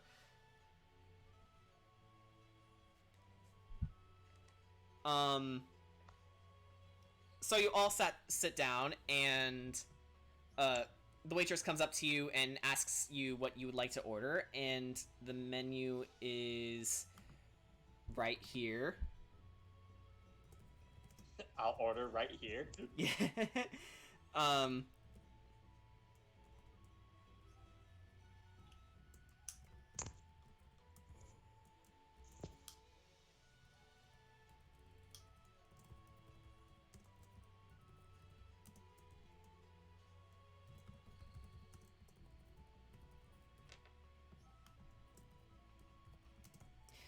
There you go.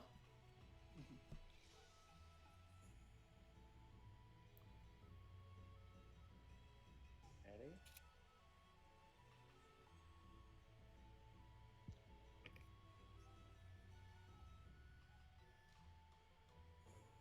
Oh, Dora, is there anything on here that you're interested in? I'll have whatever you have, but, ooh, the seafood Alfredo sounds nice. I was actually thinking about getting that. Could we have the seafood Alfredo? The waitress, nods and says, "Certainly, we'll get right on that." And, she walks away to, prepare the order. And then,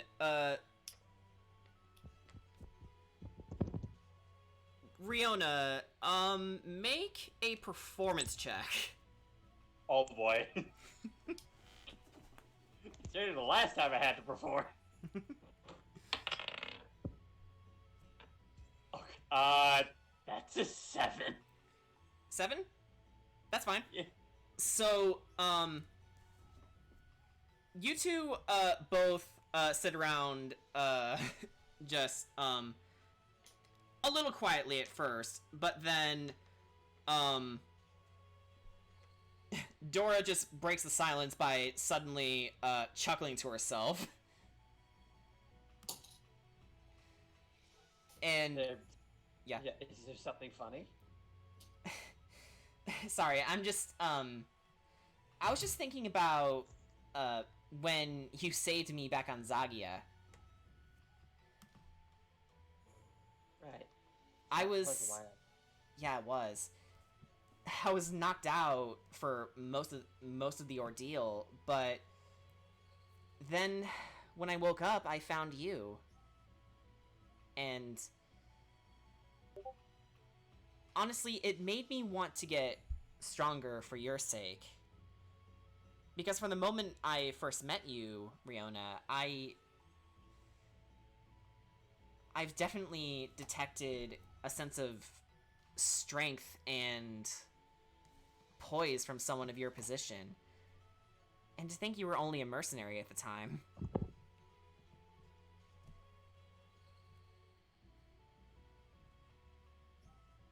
Well, I did what I had to. And to make sure you were safe was another priority of mine. I'd say you delivered. Honestly, it's hard to find words to express how grateful I am to have met you and Castiel and the rest of you. But tonight's not about them. She, actually, looks away a bit and, blushes a little and says, tonight's about us. Right, of course. She starts, stroking her hair a little bit nervously. What do you think of my dress? Is it too much? Because this was actually, my mother's, Oh no, I think it's perfect on you. Oh, really? Yeah, I especially like how I especially like how it brings out the color of your eyes. Thank you.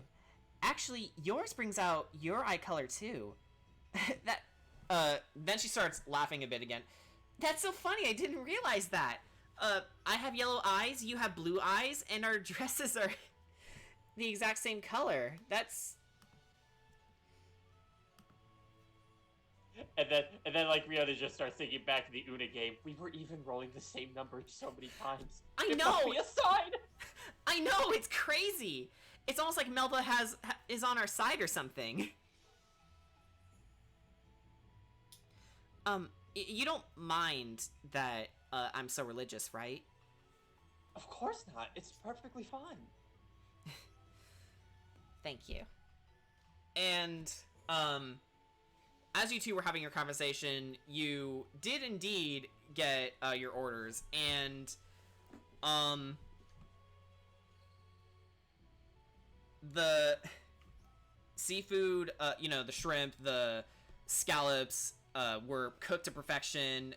The pasta noodles, worked perfectly with the Alfredo sauce, and it was the most delightful dish that you have both had. And you even left the place, feeling rather fulfilled and, refreshed. Which is a sign of good seafood, for the record. The chef got a nat 20. The chef got a nat 20 indeed. I think the GM's punching the numbers on. I don't know. Well, nah. D&D's full of spitballing, but, you two, left the restaurant, and, Dora says, that's amazing. The food was so delicious, I don't think that the party food later will compare.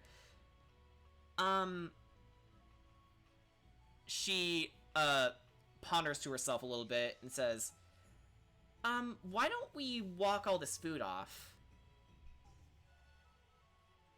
I'm certainly alright with that. Okay, so, Riona, make another investigation check, please. Okay. That is a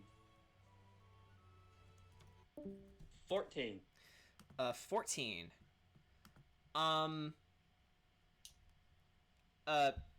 you eventually find a walkway that leads you both to a bit of a walkway that stretches quite far onto Derbstan until eventually you walk further and further until you're all standing around a platform surrounding the caldera of the island, and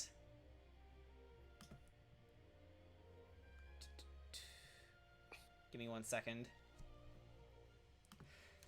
The destination is obviously known as Derbstan Crater. It was a bit of a hike to get up there, but once you've reached the walkway, you're treated to a breathtaking view of the crater, which is teeming with a vast forest, and in the center of it was the biggest tree on the island. For a real world comparison, it's not too dissimilar to the world tree, Yggdrasil, from Norse mythology.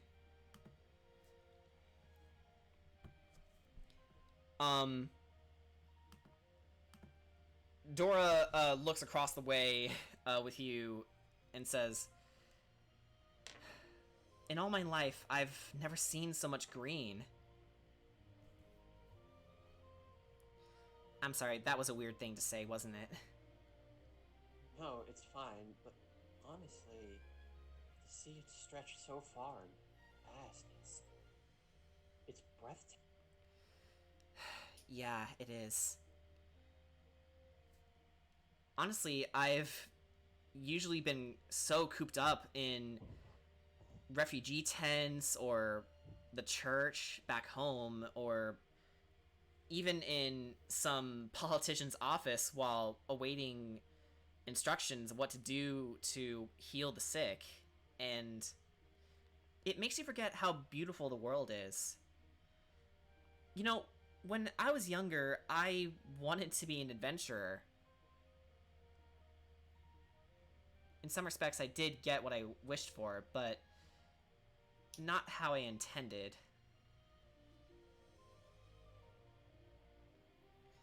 But I suppose that's what happens when you're born into the clerical business with your mother.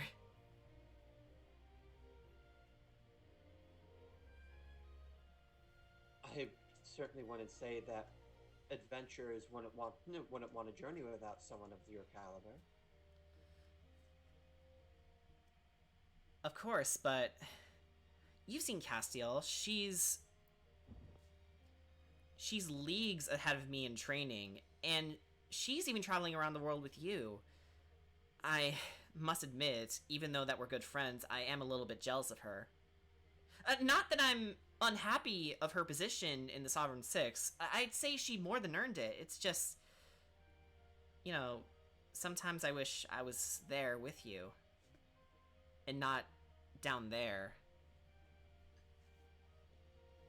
Riona's heart just starts speeding up a bit when she hears that. Okay, so I'm assuming Lele would be out of view, but still around. You're not around them right now. Oh, because I was gonna. But like, I had an idea, but okay. We'll say that you're trailing behind them just to keep an eye. Yes. Okay. You're doing that rom-com thing where you follow your charges. Yes. In a trench coat with binoculars. Yeah. In a way that doesn't look creepy at all. Yeah. I can't believe it. Lele's a flasher. Oh my god. Laylee's a streaker. No, that's fair. But She's gonna run across a soccer field naked. Yeah, okay. What was your idea, Lele?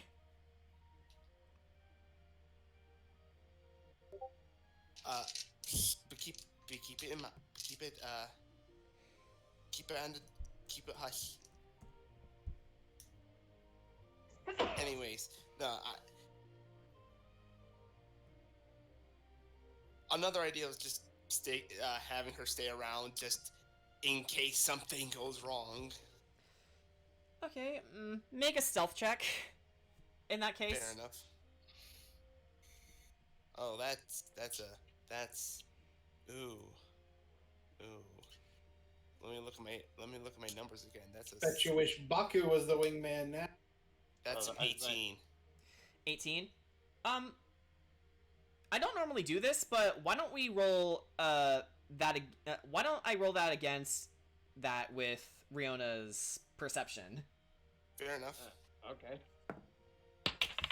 Okay.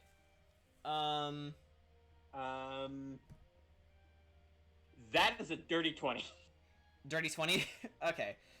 So, Riona, you actually hear, the natural, wood support, stressing against someone's weight, and you actually turn around, to see what it was. Do I have any spells?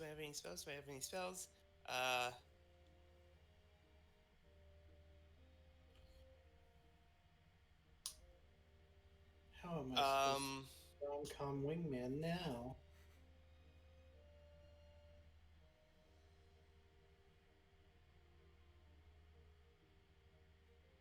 Heap. She just tries to hide behind, like noticing Riona, like looking back, like she just gestures to just focus on Dora, just because, like, don't worry about me, I'm fine. Dora starts to look in Riona's direction. Yeah. Yes. Because of that, don't look back at me. You know, actually, Riona, in response, actually looks up to the sky a bit and says to Dora, honestly, part of me wishes that you could come with us too. Dora smiles and says, "Oh, Riona.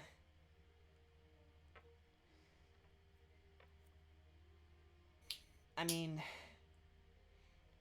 if Melva wants me to stay behind and support you whenever I'm needed, then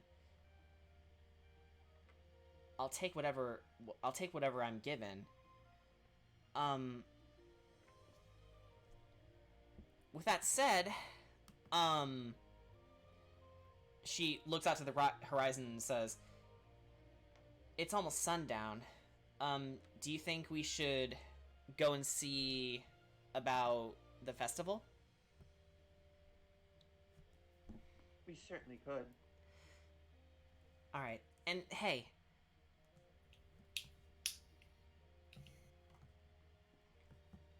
Yes, Dora? I don't know about you, but I'm having a great time. As am I. And with that, that will end the second part of your date with Dora. And a couple hours pass, and eventually it is around party time, actually. And let me get the right playlist. I think you guys will like this, what I chose. Ooh. Your beef theme. No. Oh, wait. Wait a minute, that's not right. Wrong one. Boop. Gangnam Style. No. Copyright! VOD mute! Anyway, that wasn't right. There we go. Okay, that. Force skip, and there we go. This is it. I was gonna say it was gonna be round There we 101 again. No. So, the festival is currently going underway.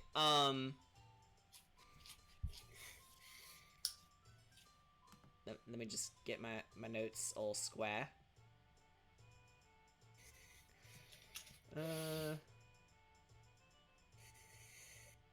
So, we'll say that, Virog, Castiel, Baku, and, Rags are all together. And, in the town square, you see, several, stalls and stands, featuring all kinds of games events, such as, apple bobbing, some, display cases with some targets in them, aptly titled Break the Targets.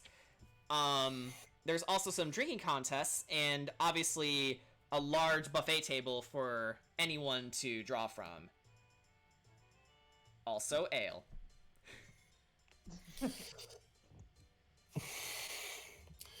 All right, so Baku doesn't want to get drunk and then break the. So he's going to start with break the targets. Break the targets!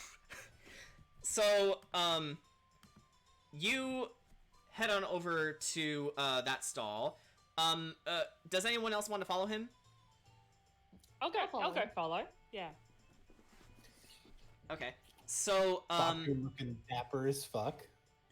alright, the rest of you, follow Baku, and, the clerk, which is, a gnomish man with, you know, a handlebar mustache, says, Come on, who dares to break the targets? But there's a stipulation, folks. You cannot use these regular old pellets. He holds up a fake handgun and just tosses it aside.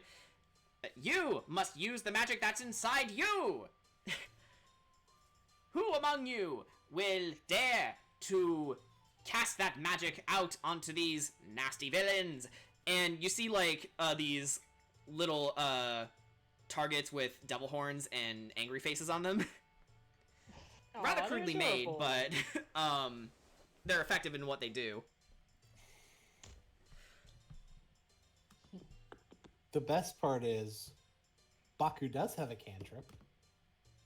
That is a ranged spell attack. Oh? Yes. But I like to flavor it as him pulling out a. Baku will give it a go. Artificer. So. Alright, come on up, sir. And, he whispers to you, oh, what did you say your name was, lad? Baku Hatsu Blackfoot.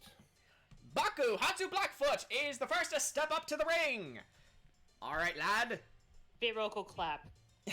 Yeah, big vocal clap indeed. And hoot, hoot, hoot. He, once again reaches out to the crowd and says, Can this man break 10 targets in a row? Let's find out. And, for the sake of this, Baku, I'd like for you to roll, what should this be a roll of? Dexterity? Spell attack? Oh yeah, spell attack. Yeah, sure. Just go ahead. Since you said don't use regular. Okay. Yeah, just go ahead Those are and like easy mode. yeah. Go ahead and make a ranged spell attack. All right.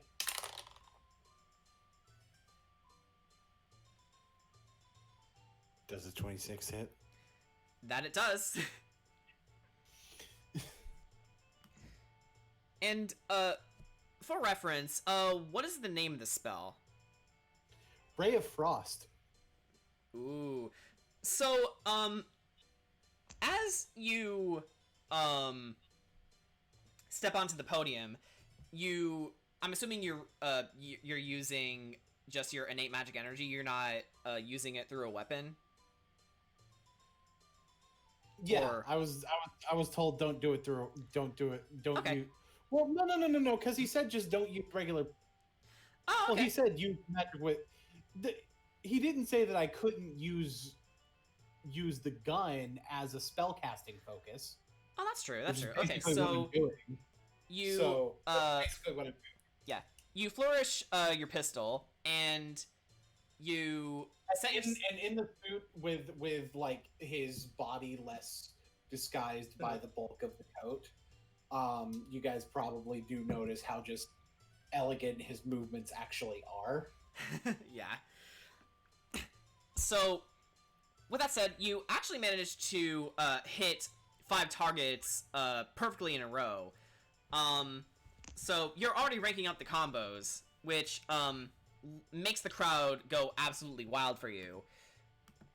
And the man in charge says, "That's amazing! 5 targets in a row? Can he do 5 more or more? Let's find out!"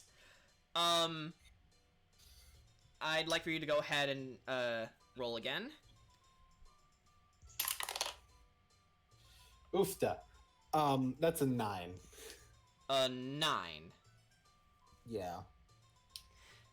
Okay, so in your moment of glory, you actually see some ladies cheering your name, and you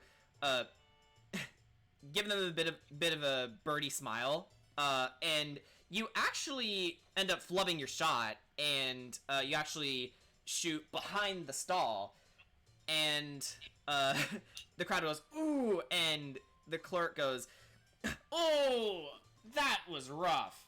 But one more shot is definitely due. One more shot." So go ahead and roll one more time. That's not amazing, but I'll take it. It's a 15. 15 will do it. So, getting your focus back, you end up shooting the 5 remaining targets in the booth, and it was a rather tricky shot to make. They were actually moving up and down as you shot the previous 5, and then the mechanism just kicked into high gear. And with precise shots, you did manage to fling several shards of ice at them, and with that, you've actually not only took out the 5 other targets, you managed to get the stealth 11th target that was just, swinging like a pendulum, and that was when the crowd just basically lost it. And everyone ended up cheering your name for it, and the clerk actually walks up to you and says, "Congratulations, young sir! Here, 50 gold for your troubles."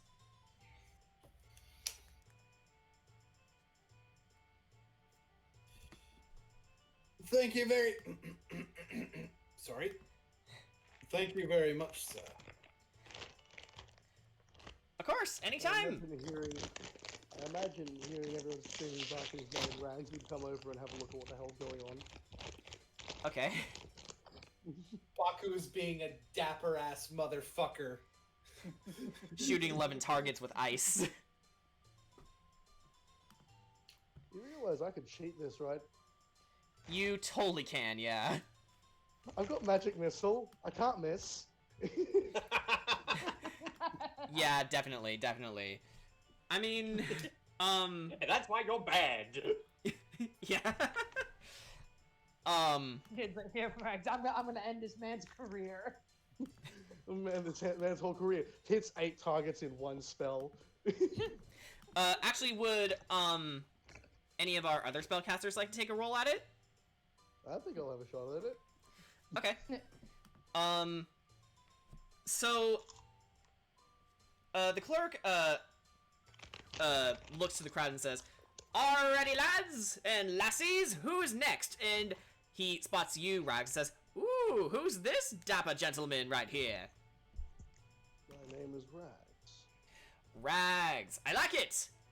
And the outfit certainly evokes a sense of ragsle-dazzle, am I right? And you hear some laughter, but, others in the crowd, and others in the crowd just sort of go, meh. While one in the back goes, "Get on with it, then!" And then Baku claps Rags on the shoulders. Go get him, mate. thumbs up. Feathers up. So, the clerk puts you onto the podium, and Rags, it is now your turn to do this. I wonder what I'm gonna do. What indeed? This man is unfortunately matched up against a necromancer with the spell.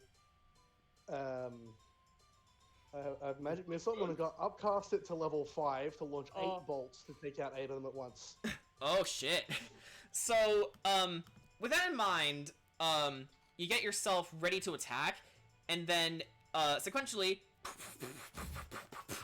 8 blasts of magic missiles, hits 8 of the targets, which, sends the crowd, flying in amazement, and the clerk goes, "Amazing! 8 shots in 1 stroke! But can he do it again? Let's find out." While I can't do 8 in another shot, I can do 7. Okay. So you do just that. And with that in mind, oh wait, hang on. 8 plus 7 is 15. 15. You managed to knock out 15 targets in total, and actually with that in mind, you ended up doing this in flying colors, so you get 50 more gold than Baku had. How much do I get? 100 gold. Wonderful. Very good, lad, very good! Thank you for your sharpshooting skills. You're welcome. He's gonna You walk should away try. and he's gonna walk away and just gonna drop the coins to Baku. That is how you win a crowd. So Baku gets another 100 gold and a slight insult from Rags. Can't exactly beat that. Alright, Just shrug off. hey Cass, Baku what now about you? has over 5,000 gold. Cass, do you want to give it a roll? You know, why not? Alright. So the clerk spots you next, Castiel, and says, "Oh, and who is this lovely lady right here?" Castiel Fileman. Castiel! Welcome, welcome! Are you ready to try your hand at this magic launching game? I suppose. I can't say it'll be as, spectacular as my friend over here. Nonsense, nonsense. Just do your best and we'll cheer you on, eh? All right. Alright, so, Neil Powers. you've got 15 targets to beat. Alrighty, let me see. The only reason it's 15 is because Rags is a filthy fucking cheater. Right. Yeah. I mean, some people are just too powerful. What can I say? I'm trying.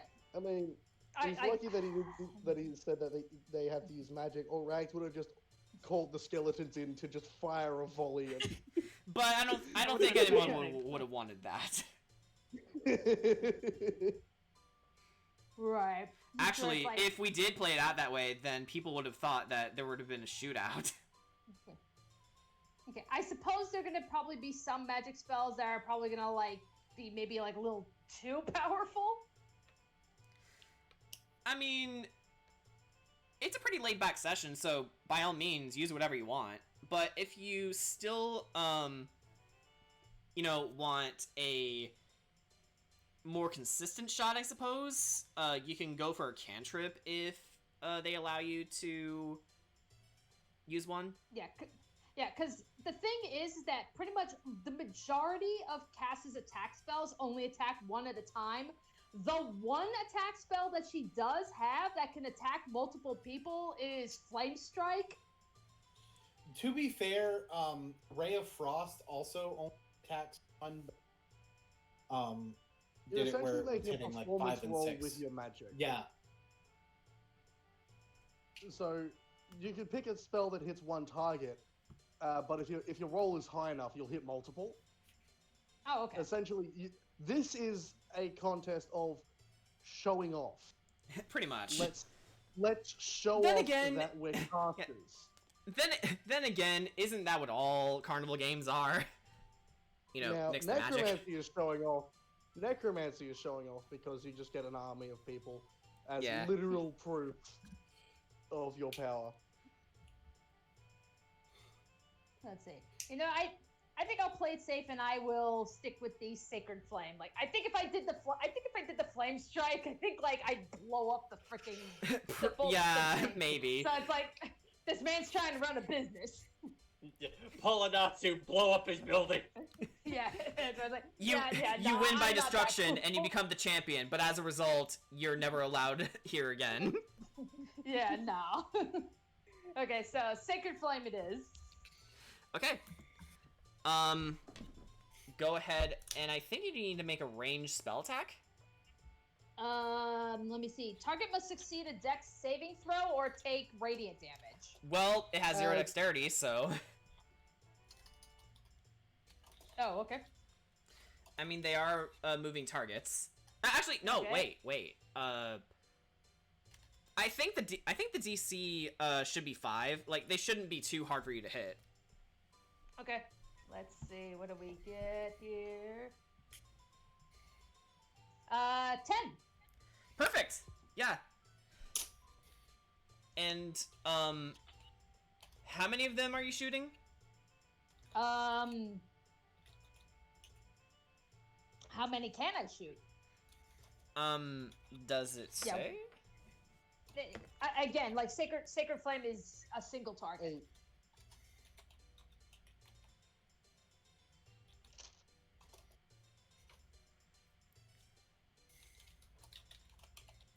Spellcasting, yo. I love spellcasting. Okay. But yeah. Typically, sacred flame it's a single target. Okay. So, yeah, you managed to hit one, and you, knock back a couple others. But it doesn't really destroy them, it just, the shrapnel left behind by the first target just, sidelines into the other ones.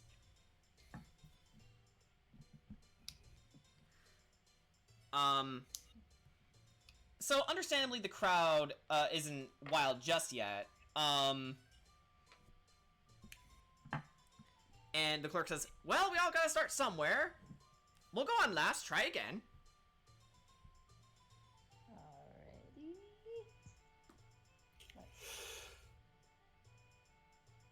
Let's see here, and that is an 18.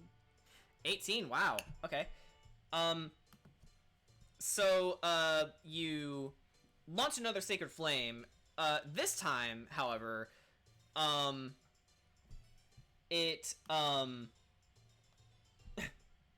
shot destroys the target as you expected, but in a ricochet sort of fashion, a big piece of shrapnel actually lodges itself into one of the targets, and, with enough force, it should actually splinter off into a chain reaction.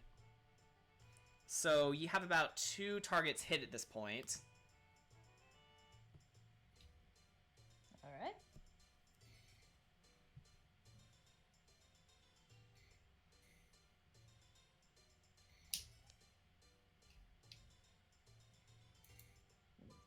Heal.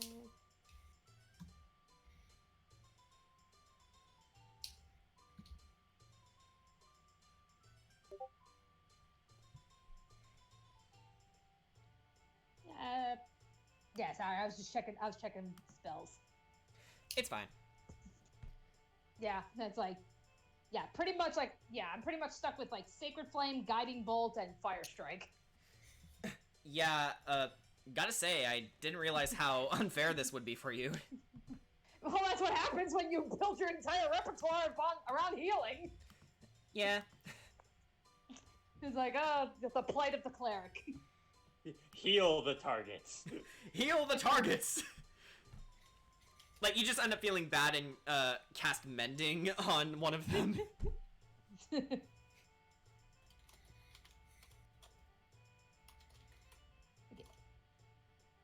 like, actually, would it be against the rules to use spiritual weapon? I would not say so. Probably not, considering it is just a spell. You're not Yeah. using. You're not picking up a gun to shoot it or firing a sling. And, or for the summoning a weapon. Actually, for the sake of brevity, Danny, you can make this construct into whatever you want, even something that hits multiple targets. So yeah, go ahead. Make a Alright, shotgun. Yeah. Make a hail of thorns. Do it for Alex. Proton cannon. You just, I'm a it's the firing laser! No, you just make it into a hand grenade. Just I'm casually. actually very destroy the curious to see soul. what you're gonna come up with, Danny. I know, that's why it's like, Let's see, something.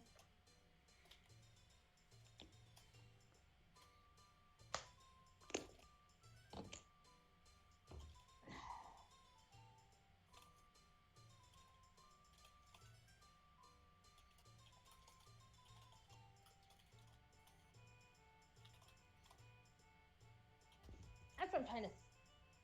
I know. That's again. I'm trying to think. Let alone something that's like remotely feasible in this world. It's like I guess Baku, help me out here. Is there something that maybe it does like rapid fire?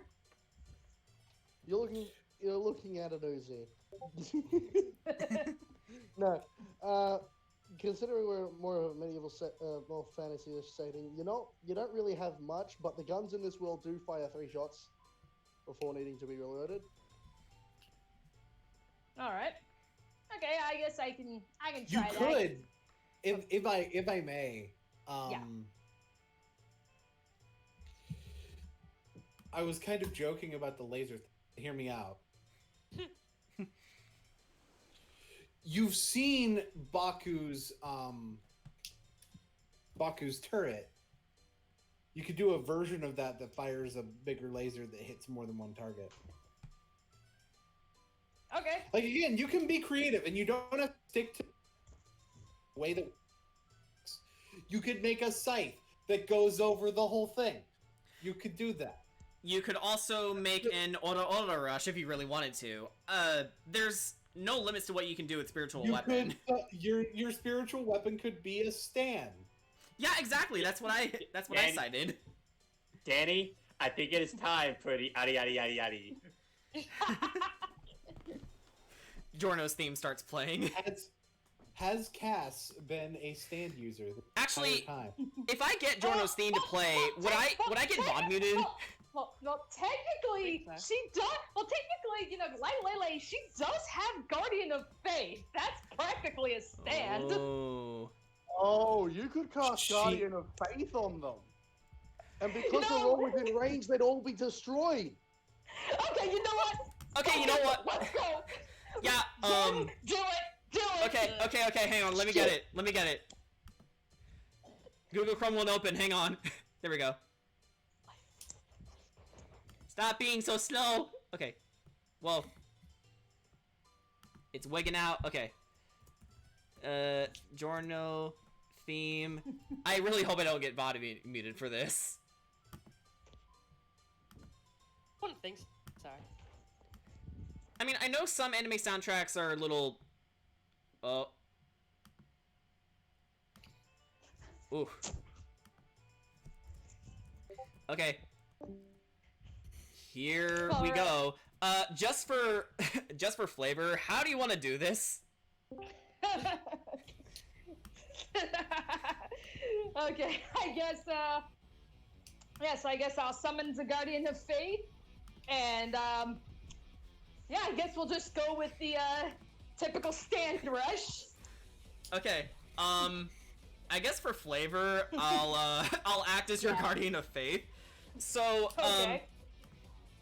from the essence of your being, you summon forth a guardian of mystical divine power, and you point to the targets, and only you hear this, but the being rushes over to them, and one by one, as they destroy the targets, they go, "Oh no no no no no no no no no no no no!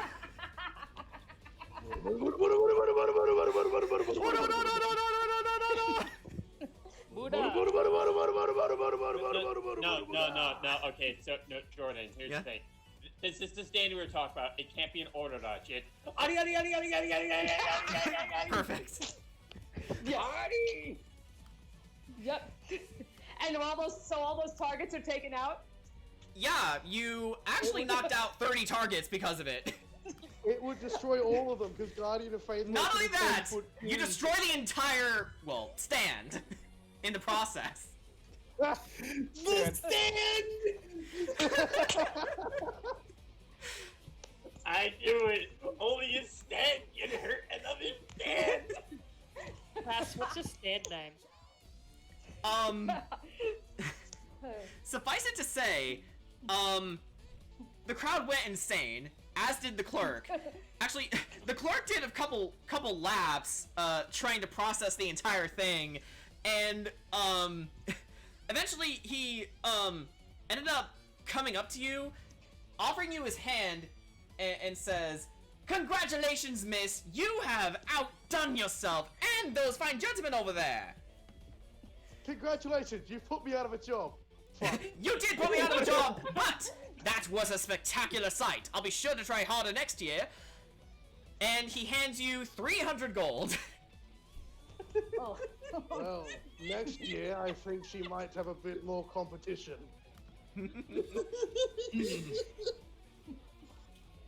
I'll be breaking that record of yours, Castiel. That was Yes, beautiful. I need to work on that too. Alright, I guess, meanwhile, yeah, because we said, like, it completely broke the stand and stuff, so I'd be like, because I actually have mending. Do you want me to try to, like, fix it back up? You can certainly try. Baku Yeah. also has ending. Yeah, Yeah, Baku, you can help her out. Yeah, I think we need to help this man out. I will cast Unseen Servant to help position things back in place. Alright. And, as you all, well, repair the stand, I can't believe we just did that. The clerk actually, is rather grateful to, see you all, cleaning up, the whole thing, and says, "Well, by golly! Good thing I modeled this for spellcasters." Yes, I'm really so sorry. No, don't be! I That was didn't mean to- incredible, lass!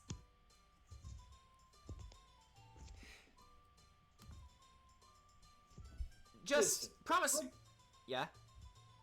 Listen, if we're gonna break all you things, we should at least help clean it up. That's only fair. It is only fair. Now, I'd love to see that in action one day. And not just for breaking targets. Preferably not tonight. You're right. I said preferably not, but And I said if he's unlucky, we might. Alright. Alright, well, Just pick a robot. as you guys were doing your thing, Lele actually, catches up to you, Baku, and from the distance you see, Riona and Dora basically having a good time.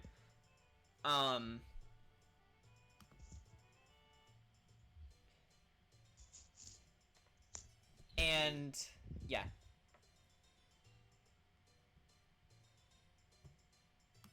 During Castiel's performance, Rags was just casually fixing up Baku's suit while talking to him. Yeah. And Baku's like, I'm not used to this shit.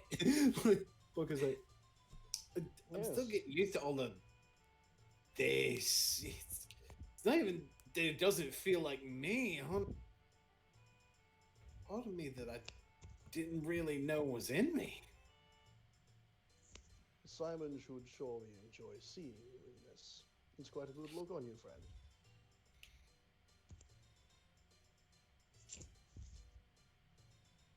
Also, why did I stop myself from saying shit? What?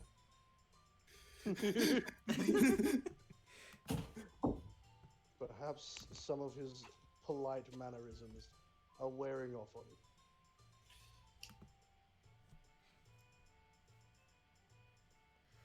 Perhaps. Anyway, On to the next party game. on to the next. So, as you guys are walking around the stands, preferably of not the Guardian variety,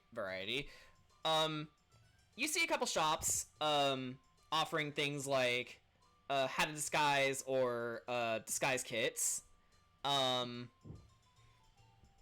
And again, you get a closer look at the, drinking contests and, the buffet. And you also see, surprisingly, the same lizard man, hot dog and sausage vendor from Brine's store. And you hear him, announce, "Hot dogs and sausages, 5 silver, same thing, please!" I And know what you're thinking. We're all How just did this that get, do how did not. this guy do enough business to be able to afford to travel up this way? I think he simply stowed away on a ship. I mean, 5 silver is He not put another bad. stowed away on our ship. I think we would have been able to smell him if he did. the lizard man actually, the lizard man actually turns to you, Virog, and you hear a bit of a snapping noise as he did. It was so sudden, and he says, "Oh, patron, hello. Would you like more hot dog or sausage, please?" Is it the same recipe as last time? Because that was pretty good. Yes. And he Virog offers is you his just paw exhausted. and says, 5 silver. Yeah, okay. Baku face palms. He, Rags is just shaking his head. he takes the silver, puts it in his pocket, and then gives you, are you getting a hot dog or a sausage? Yes. He gives you a hot sausage in response, in the same breath. And in the most dulcet tone, he tells you, "Thank you." I love this man. And once again, he blurts out to the crowd his usual spiel. "Hot dog or sausage, please!"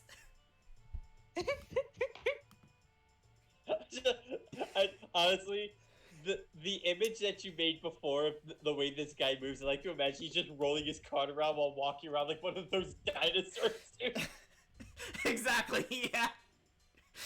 Just bobbing his head back and forth. He's all Bunnings cart. Yeah. Actually, as you all traverse through the festival, Lele, something catches your attention.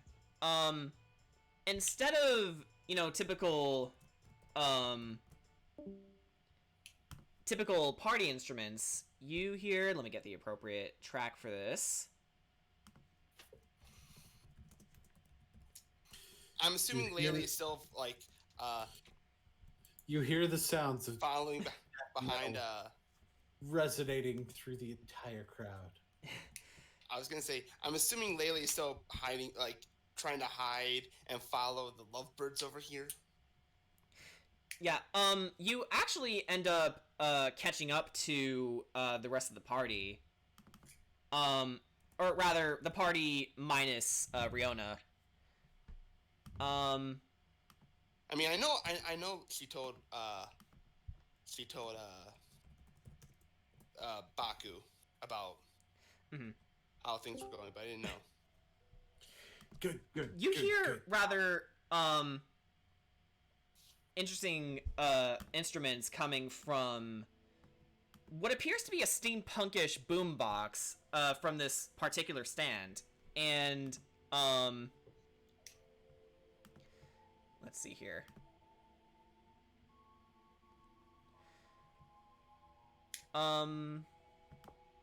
Just find my place here. You hear the clerk, reaching out to the crowd and saying, "Come one, come all, and test your might against our newcomer and current arrow-catching champion, Kowak the Brave!" Lele, you see a dark-skinned individual with pointy ears step up to the podium as the crowd cheered his name. He has a long orange mohawk, fashioned similarly after a chicken's comb, yellow gauntlets and shoulder pads, white and yellow face paint, and a bare chest, and a muscular physique. This man is a fae like you.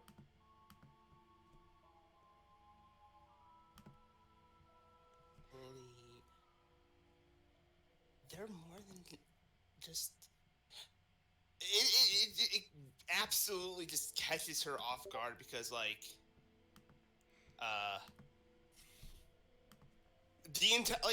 ever since she left, ever since I need to remember her island's name after Titania. After leaving, after leaving there. I was gonna say Glimmervale, but you know.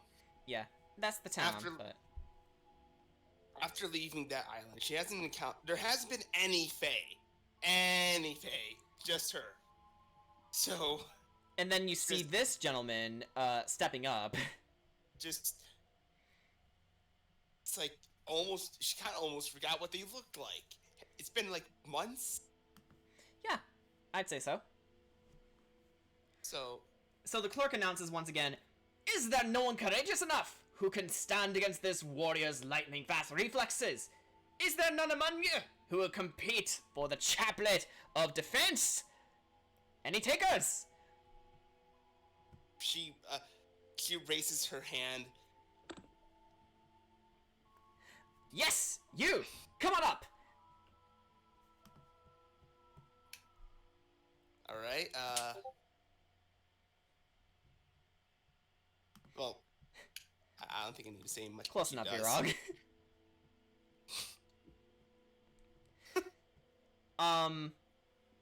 Let's see here. Okay. The clerk, leads you up the steps and says, "And what is your name, lass?" Lele. Lele! Very good! Now, the rules are very, very simple. Simply stand on the far right of the stage here, and our archer here will volley 3 arrows at you. Don't worry, they won't hit you if you keep still. Try and catch 4 arrows, 1 more than our contestant, without missing a beat. Can you do it? Maybe.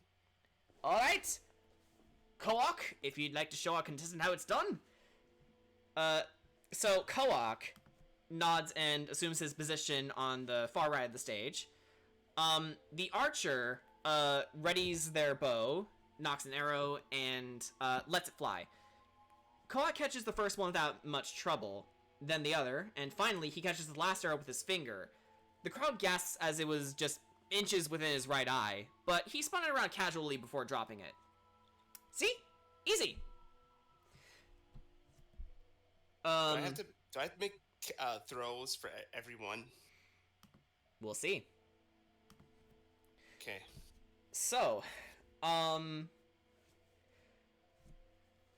the clerk says, "Step on to where Koak was, if you would please." Okay. So, Koak walks beside you and actually whispers into your ear, "Good luck, Wanderer," and walks away. Alright. 3. He, drags it out for dramatic effect. 3. 2. 1. And begin! So, the archer readies their first arrow, and then... Strong. Yeah. I would like for you to make a dexterity saving throw, please. Okay. What? That fell. Okay. So what's my dex? I forgot what my dex is. That's a 19. 19, perfect. So, the arrow flies straight towards you, but thanks to your newly acquired gauntlets, you catch the arrow no problem. Which did wow the crowd a good amount. So the clerk says, All right. But can you do it again? Another. Go ahead and make another check, please. All right. That is a 17. Okay, you catch that one, no problem, as well. This one actually, because of the speed, it actually, swooped a little bit over, your shoulder a little bit.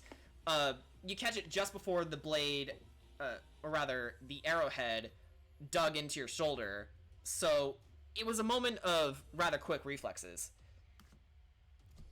Alright, two more shots, folks! Can she do it? Go ahead and roll one more time. One more time? Okay. 18? Perfect. This one, you ended up, catching just along your side. You were going to, put the other arrow down, but as you were, it started, flying towards your stomach, and you sort of step out of the way and then catch it with your offhand. And, the crowd is actually getting more and more, tense as this is happening. And, the clerk says, alright, one more arrow, one more chance. Lele, are you ready? She nods. Alright. He turns to the archer. Let the arrow fly. Make one more dexterity save, please. Okay. Come on. TP needs a new pair of shoes. I mean, that's a dirty 20. That'll do it. So, how do you want to do this? She very... Okay, who died? Danny. She... Okay, there we go. Okay. She, you could, like, sort of see her nervous, like, almost sweating. But as it starts to fly, she just closes her eye. And, using the gauntlet, she catches it, as it would seemingly zoom by her. Like... And the crowd almost gasps like in response.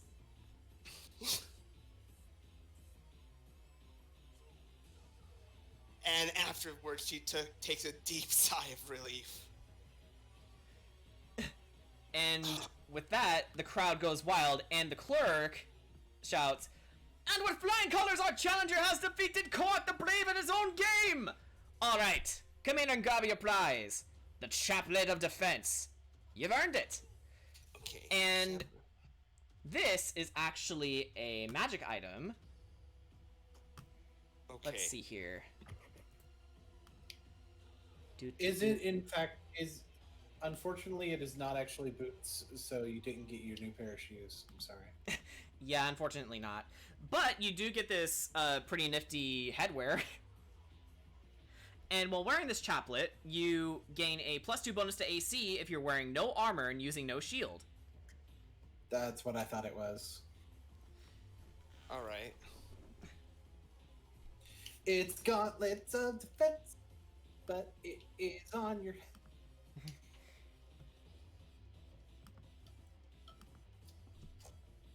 It says requires attunement, so... Yeah. So you'll need to spend time with it, but that's fine. Gauntlets of defense, but you put them on your head. I can totally imagine that as a show tune. Alright. I'm now just imagining someone wearing gloves. So, Koak, seeing you win, pats you on the shoulder and grins Lele, saying, "Well done, Lele. Perhaps you did grow somewhat from your experiences." Yeah, she stops. and start, and then realize, and then she begins to question, wait, experiences? Tell me. You, Huh? no, you start. Okay. Because Okay. Tell me. How does it feel to be one of Kealola's chosen warriors? wait, there are more? There are 2 others like me.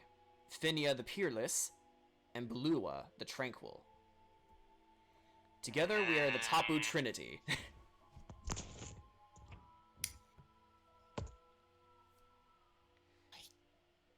I didn't know there were even more than me. I mean, I knew there were more Fae, but I didn't know there were more of, I guess, us. The 4 of us have all received premonitions and experienced many things that led us to where we are today. You are destined to be our leader.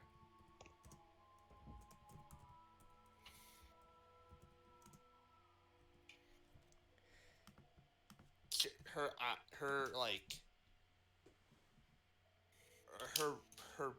she's just her mouth is just kind of open, almost like the same sort of surprise look she has before, but far less comedic in nature. Right. I must go for now, but do seek us out. If Kealola sees you as our next chief after her, you must seek them out and earn their respect, just as you've earned mine. And where are you going? He looks to the sky and says, to get stronger. I suggest you do the same.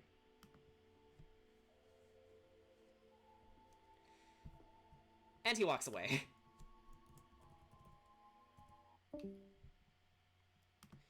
Okay, so what? Oh, Layla's just gonna walk away. It's and just okay. Add that to my bucket list.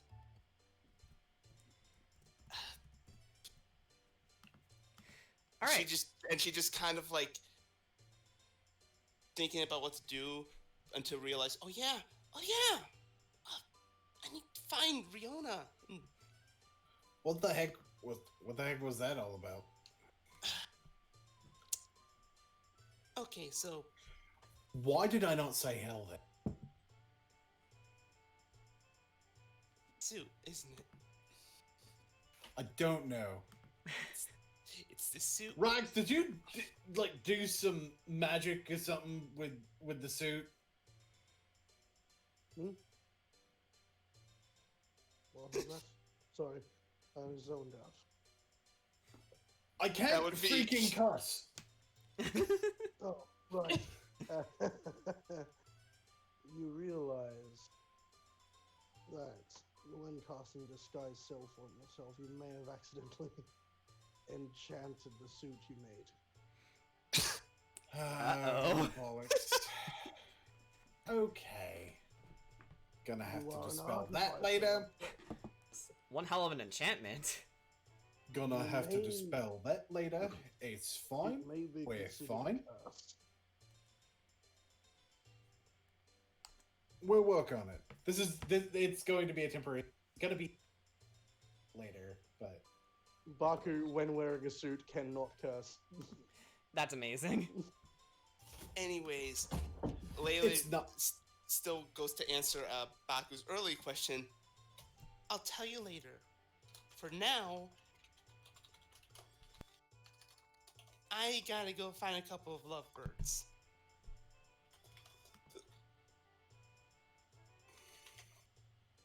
If I may, it may be better in this if I may, it may be better in this particular circumstance to kind of leave them to it.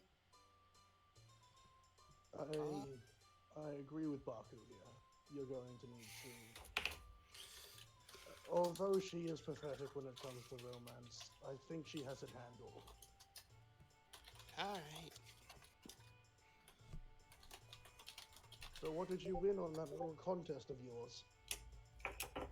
Oh, she pulls out her chaplet. This. Huh. Is that answered?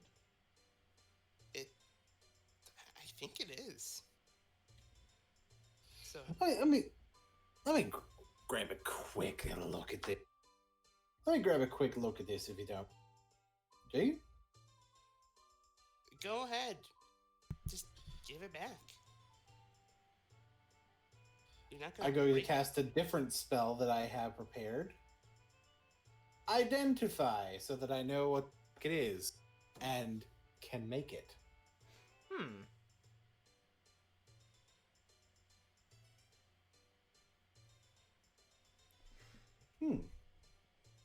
Fascinating.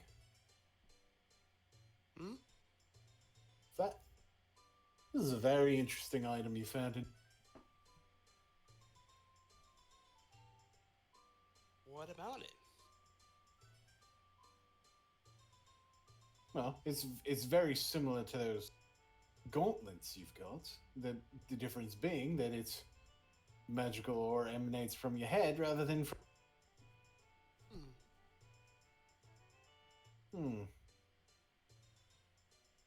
You can almost see numbers going through Baku's head.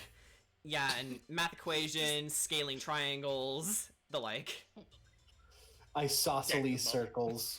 Deku mumbles. Other This is- geonomic. Deku mumble. Absolute Deku mumbles. I was gonna say I posted a GIF in the chat. Just that's Yep. it. Yep. Yeah, exactly.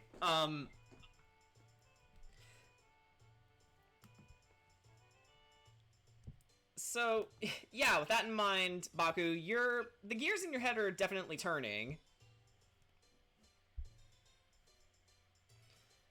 And do you hand back the chaplet to Lele?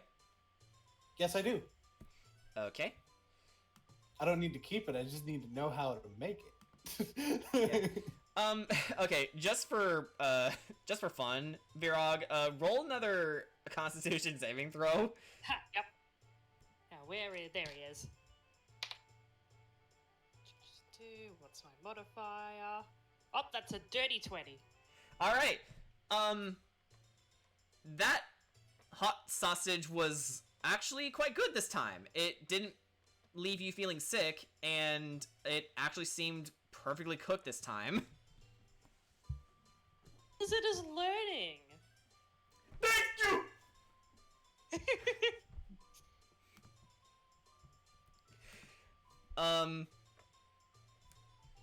So you all make your way around the rest of the festival, see the sights that they're all offering you, until you actually all come across a sort of... Let's see here. Again, my notes are everywhere. There's a fighting pit around the ruins of where you all are, where as soon as you guys got past the crowd of onlookers, you see a familiar black-scaled dragonborn fleeing his opponent, and an unfortunate gnomish man wearing a green speedo and a luchador mask, not that you would know what a luchador is, across the way. Make an acrobatics check. All of you, yes. Okay. Oh no, that's a nat 1. Oh no! Well, as long as I don't roll a 1, I think I've got a pass. I've got danger sense. Can I have advantage? Yeah. Go ahead, Virog. That is a bad roll for me. That's a dirty 20. Oh. Yeah, I got. What? Yeah, I got a 19. I got I got barely an 15. 11. Let me clarify why that's a bad roll for me. I have a plus 13 in acrobatics. What? You rolled 3! What? No, I rolled 7. I have a plus 13. Oh. Oh, Still- right, yeah. But still, that's a dirty 20. What the hell? All right. So everyone but Lele, you simply dodge out of the way when Lele, you actually had to catch the man in the speedo until you both fell to the ground with a hard thud. And there is some laughter going on, and this man, he is out. Like, completely unconscious, spirals in his eyes, the works. Oh, good. The Pokemon knockout effect. Perfect. You're familiar. Yes. Look, think about who I'm playing, and Yeah. That being said, the fall wasn't too bad. Although your dress is a little bit grassier than it was before, but you managed to wipe it off just in time. What would you like to do with the man that is currently in your arms?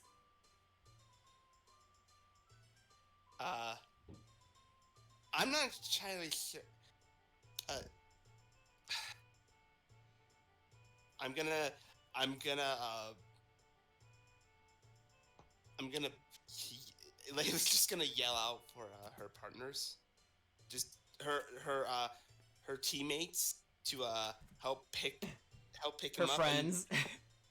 Yeah, just hey, ow. Yep, I'm It coming looks like running. I'm not the only one who gets crushed by large things these days. It's a Yeah. gnome. Yeah, gnomes aren't Anyway, that I- big. Anyway, I It's a come. large gnome. Yeah, but her Yeah. strength is also a -1, so I have a -2 to strength. Yeah, but does that make it okay, Rags? Well, I have a plus You- 2 to You strength, have so a you know what? gnome on you. I had an Who's going to pick alcohol on I me. have a +2 to strength. You guys don't get to talk. No. All right. What are you doing? okay. Fuck. Baku's gonna pick up the gnome. All right. Okay. Yeah, And- yeah, it's and- like, and I'm rushing over to check up on both of them. All right. Laylee Let's also go wants to see my direct. friend. Yeah. Before you do, since I know who you're talking about, Laylee does also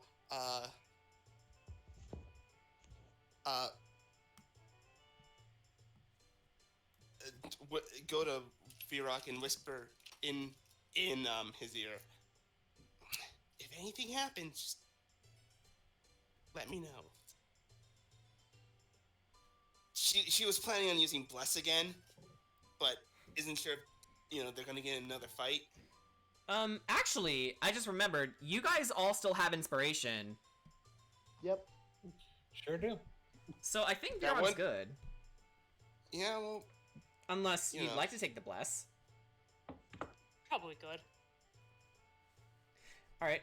So, Virog, as you make your way closer to the crowd, you hear the referee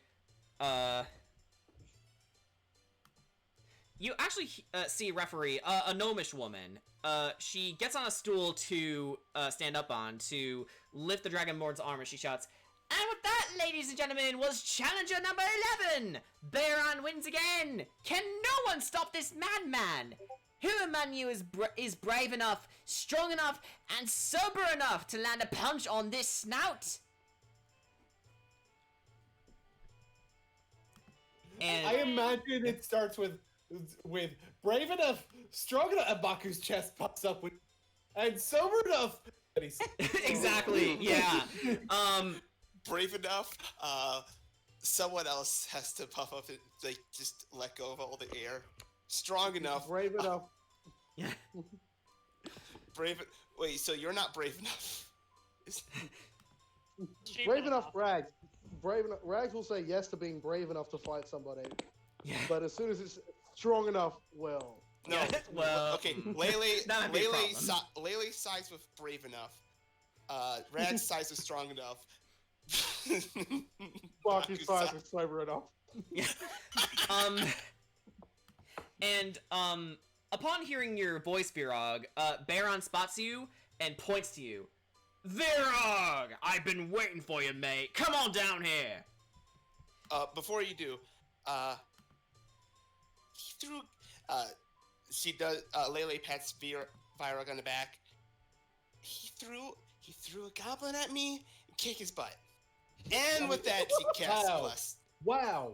It was a gnome. How I said racist, no, Lele. right? You racist. You I said called him no, a right? goblin!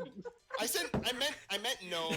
I don't know why. Gnomes, Goblin, goblins, oh no. they all look the same to I don't Lele. know how you get No, that okay, confused. no, that was me. That was me misremembering the misremembering that. That's It's not because they both start intentional. with G, right? Yeah, it was me But- misremembering. I imagine with the challenge goes, I was like, wait a minute, Virog, you're still sober? Yeah, I haven't drank yet. Oh. Huh. Oh yeah. Virog showing Anyways. restraint. Anyways, that's one spell, one level 1 spell slot less. You have one charge of bless on you. Oh. Does the bless do again? It was like at D4 something. Yeah, you can add a D4 to an attack roll or a saving throw. Yep. It lasts for up to a minute, so it's not about the damage. Okay, so, the referee notices, your compadre and says, "Oh, what's this? Seems our pugilist has a friend. Will this Virog be the one to dominate this indomitable force of nature? Let's find out." So, Next time on Dragon Ball Z! Yeah. Dragonborn Z, yeah. With fusion dance. That's what you do in Dragon Dragon Ball, right? Ball Z. Virog and You would Bakuji. be fusing with the fucking Dragon Ball. Hey, is Super Saiyan Blue still a thing? No. Alright, so Virog, you're ushered into the stage by the crowd where Baron shook your hand and goes, "It's good to see you again, mate. You ready for round 2? Yep. Good answer, kid. Let's do this. And me won. Just because you lost last time doesn't mean I'll be going easy on you. You better give me all you It'd be got. boring if you did. Ain't it the truth? So the referee actually walks up to you, Virog, and says, "Leave your weapons on the desk there, please. Oh, yes. Also, take these fighting gloves." And this is where we will actually introduce some new bar fight rules that I came up with. Probably a lot more easier to digest than the last one. So here you go. Yeah, I was gonna suggest that we like alter it a little bit so it doesn't take quite as long. Yeah, definitely. Let's see here. Pin message. There we go.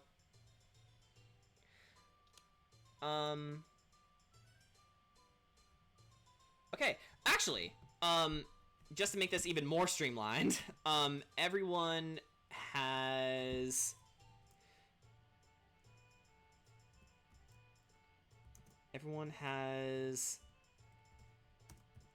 80 HP. How's that sound?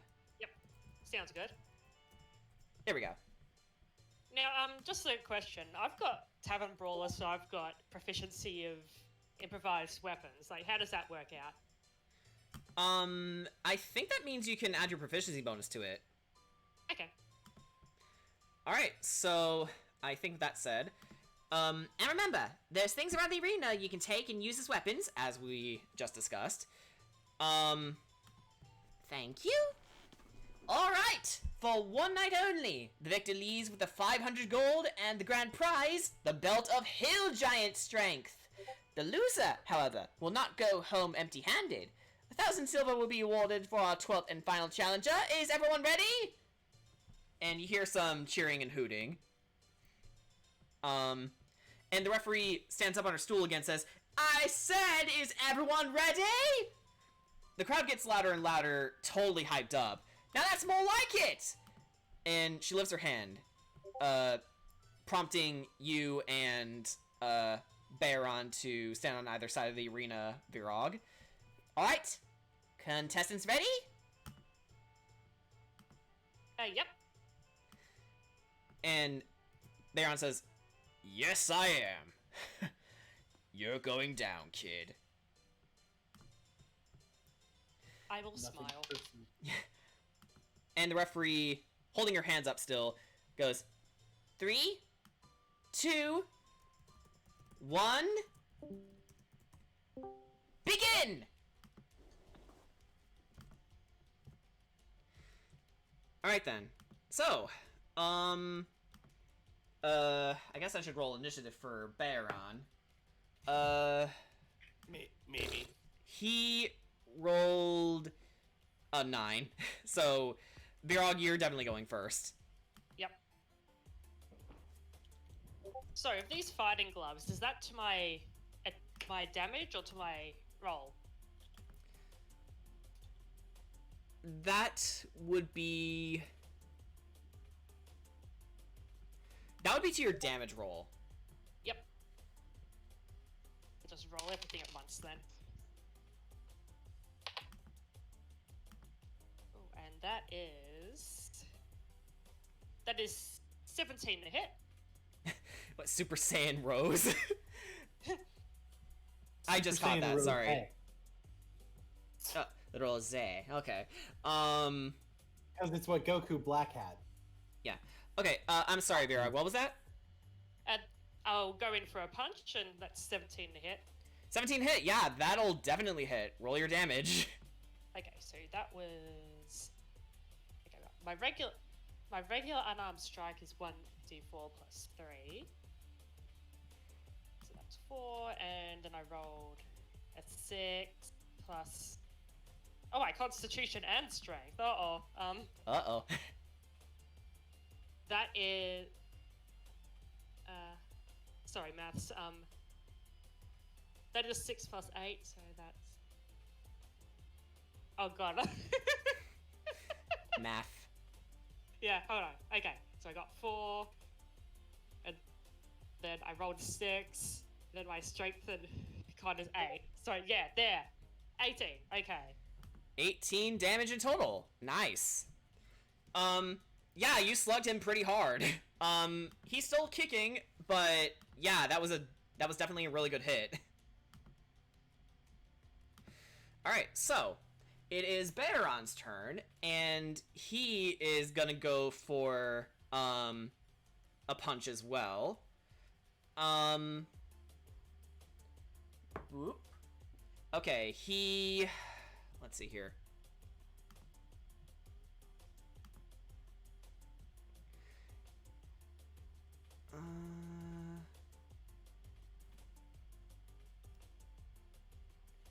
He rolled a 13. I don't think that's gonna hit.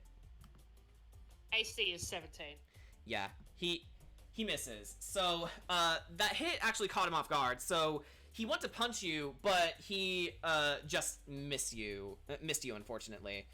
So, that brings you back up to your turn. Yeah, just writing down the hit points for my, for this bar fight so I don't lose track. Yeah. Yep. I have a calculator up myself. Yep.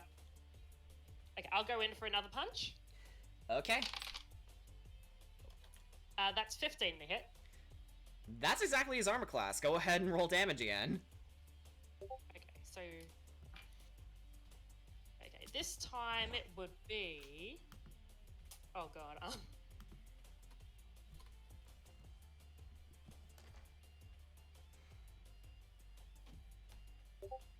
I'm so glad I rediscovered Death Row to Canada soundtrack, by the way. Is that what this is? Yeah. Yep. So... God, I'm so bad at, like, head maths. Yeah, I'm the same way. 19. Okay, thank you. 19 damage? Yep. Cool. Alright, with that, he's around half health. He's still hanging on, though, so we'll see how this is going. But, the crowd is definitely coming into your favor, Virog. Okay, let's see. So, Baron, because of this, you know, we'll consider, getting improvised weapons as a bonus action, so he's going to go for a perception check first. Okay, he rolled. A quick reminder: perception is a wisdom skill, right? Yes. Okay. He rolled a 9, so I don't think he's gonna be able to find anything in time. So instead, he's gonna go for a punch in your face. He rolled a natural 20. Uh-oh. Uh-oh. Not only does he That's land a a critical crit. hit, He gets some but things. he gets to do a super move on you. Yeah. So, okay. Alright. So, that's a 1d6 plus con and strength. Okay.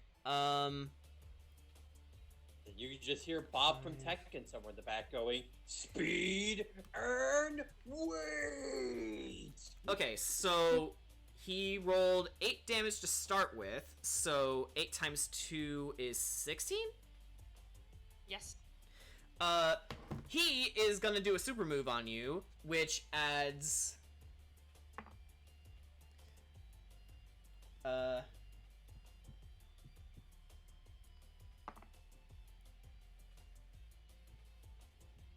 24 damage on you. So, nice. yeah.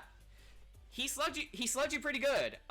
So for a How super much in move, total, he does a bit of a Wario dash maneuver where he holds his elbow in front of him and just bum rushes you, and he hits you square in the chest, the hard part of his elbow hitting you in the sternum right there, and he just knocks you back a ways.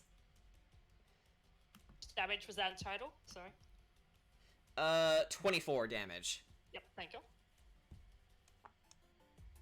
Beautiful. Alright, so, it is your turn now. What do? Georgia punch. Okay. Oh, that's not a good roll. That was an 8. An 8, yeah, that misses. So, Yeah, he caught me off guard. yeah. You can try and look for an improvised weapon to use next time. Yeah, I'll pass on that for now. I'm just gonna pick one up if he picks one up. Yeah. Okay, so it's his turn then. I think just for flavor, he's gonna go for a kick. It's the same damage as a punch, so. Yep. He rolled a natural 18, so I think that's gonna hit. Yeah, it does. Yeah, so he is gonna hit you for... Okay, 6, 7, 8, 9. He's gonna hit you for 9 damage.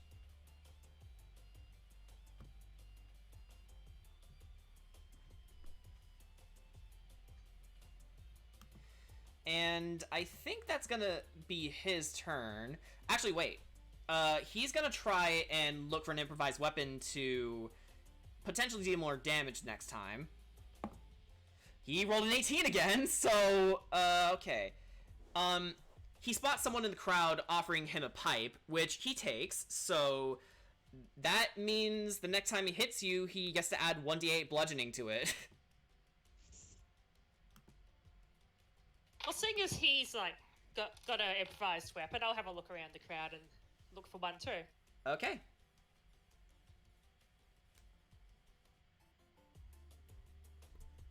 Hold on, just. Well, I'm really happy with this music choice.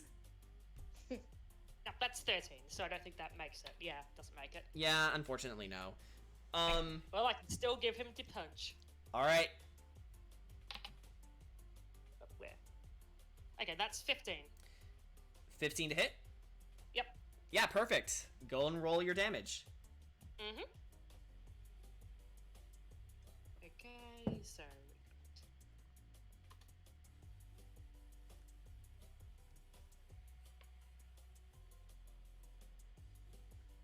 Yeah.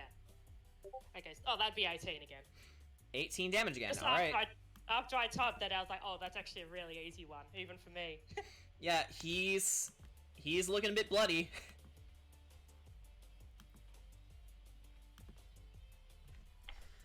Alright, so, he is gonna go ahead and, he's gonna go and try and kick you again. Alright, that's a 13. Nah. Yeah, misses. So, he goes to kick you, but you, dodge out of the way just in time. And that will be the end of his turn. And let's have another look out the crowd. Mm-hmm. Oh, that is a 16. 16, that'll do it. So, Can Baku be holding out the weapon? yeah, go ahead, yeah. What are you gonna give him? What? It's your decision what the weapon is, I think. Okay, so, Baku, you actually, see a lone glass bottle, and, you grab it, and then you hand it over to Virog, trying to get his attention. Burrow, hit him with this. It'll even things up. I'll take that. Alright, so, now if you, hit him next time, you get to add 1d4 to your damage. So that's on top of regular unarmed, or? Yeah. Okay. Grab another dice for that. There we go. Alright, and you still get to deck him in the face. Yep. Oh, no, I don't. Rolled a 3. Yeah, so, you were about to glass him, but, Baron just sort of, jukes and jibes in such a way that, makes you miss. You still have the bottle in your hand, but he's fully aware of what you're gonna do with it. And just as you're fully aware of what he's gonna do with that pipe if he hits you. Yep. Speaking of which, it's his turn. Okay. Ooh, that's a 12. Nope. Yeah, so, again, a swing and a miss from his side. So, it's gonna be, back to you. My turn. Me doing That is 11, so I think that misses right too. Yeah, it misses. Yep. So, yeah, you're both basically playing keep away at this point. Trying to judge who's gonna be the first one to hit. Yep. Alright. I think it's your turn, right? No, I just went. Okay, His turn okay. now. Alrighty then. He's gonna go for a slug. That's a 4. Again, they're being very careful about each other. Yeah, we both have weapons now. Yeah, and you're a little nervous. Oh no, that's a 7 actually. I thought it was 17 for a moment, but not 7. Yeah, again, second Actually, verse wait. same as. Huh? Oh no, that was 7. I just stopped it. Yeah, second verse same as the first. So he is hopefully going to break the tie, and he rolled a 10. I guess not. Oh my god, this is quickly turning into a pissing match. I rolled 14. You got 14? That just barely misses. Yep. Alright, what did Baron get? 9. Rock 'em, sock 'em. Yeah, Oh god. Oh, I rolled 8. 8? Damn it. Okay. 3! 12. 12, no. Okay. 8, damn it. You just hear people in the background. Ah, Come on, just 17. hit someone. 17. 17, yeah, that'll hit. Okay, go ahead and roll your damage. Okay.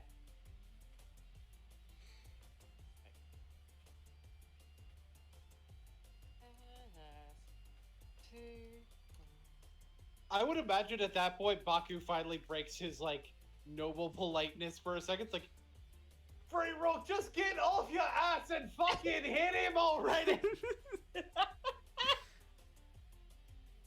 He gave me energy. Just like a drill sergeant. Yeah. There we go. Okay.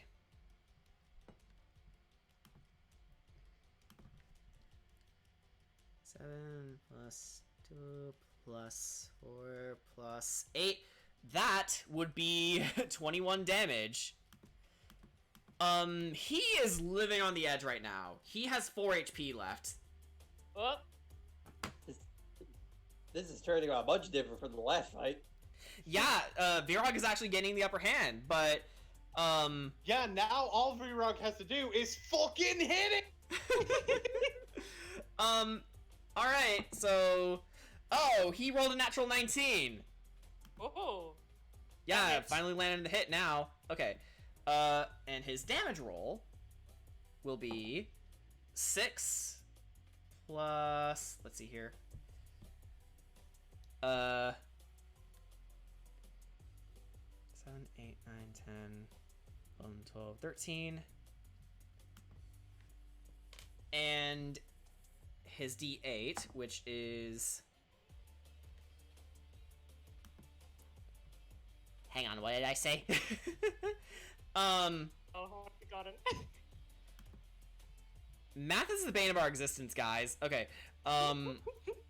okay. 6 plus 4 plus 3 plus 4. That's 17 damage for you. Yep. So yeah, Bayron slugs you across the face with the pipe, and just for added damage, he also knees you in the stomach. Do I still And- have my bottle, or is that broken now? I mean, it would be broken, but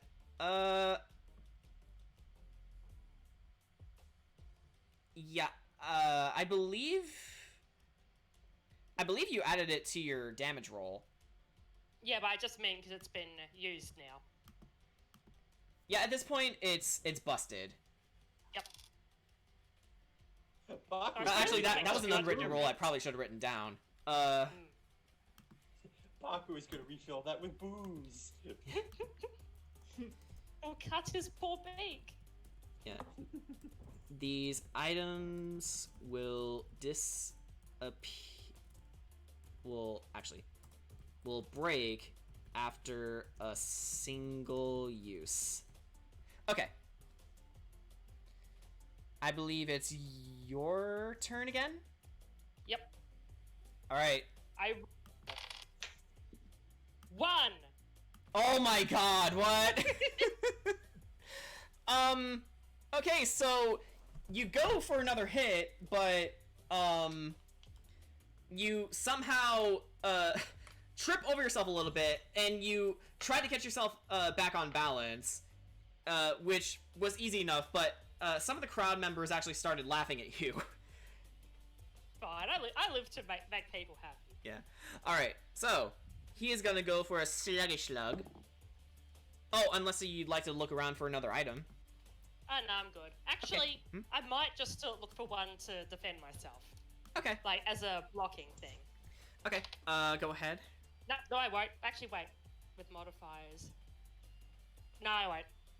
Nah. Okay, No. so Bayron rolled a 16. I believe your AC is 17? Yep. Wow, that's a miss. So while you were distracted trying to look for another item to defend yourself with, Bayron tries to use that opportunity to slug you, but you catch wind of it just in time for him to miss again. Oh, did I miss again? Bring rock, it's about to hit you! 19. 19, okay. 19. I don't think he was only on like 4, wasn't he? Yeah, he's at 4 HP. So, how do you want to do Oh. this? Yeah, I'd just like to give him a good old punch in the gut. Alright. Anything just for flavor's sake. We'll have this play. So, you, with a single, uppercut, you see Bayron, trying his best to stand. His snout is bleeding blackish green blood, his eyes are fluttering, bloodshot, fighting to stay open. His stance was crooked and unbalanced, and as he tried to take one step forward as he was uppercutted, he fell down with a thud. The referee went to his side and counted down. 5, 4, 3, 2, 1. And as part of the rules, he is going to try and get up. Yes. It's a DC 18, so with enough luck, that's an Can 8. you do it? 10 less. So he is knocked out. It's like punch out. Exactly. The referee stands up and says, "He's out!" And she ran over to you with her stool and lifts your arm up this time and says, 3 cheers for Cannon Coast's newest champ, Virog! And the crowd is just cheering your name, filling your ears with your name. Virog, Virog, Virog. Then, as the referee took a moment to catch her breath, she went to fetch you your rewards. Here you go, handsome. Your well-earned pay of 500 gold and the grand prize, the belt of Hill Giant Strength. Wear it with pride. Thank you. And if I can direct I'm your familiar attention with- to what this thing does.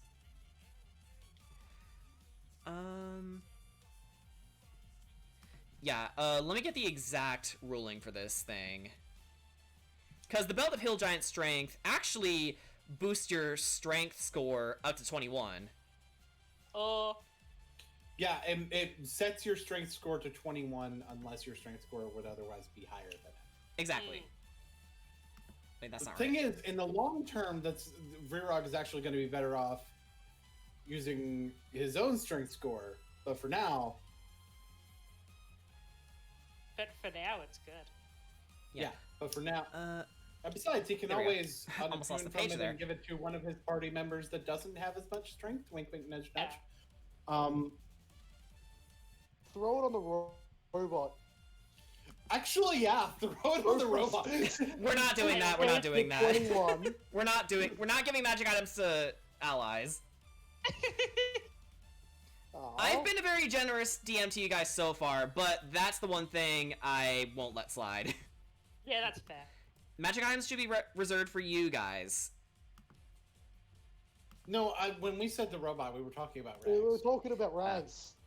Okay. Go from 6 Ah. straight to 21.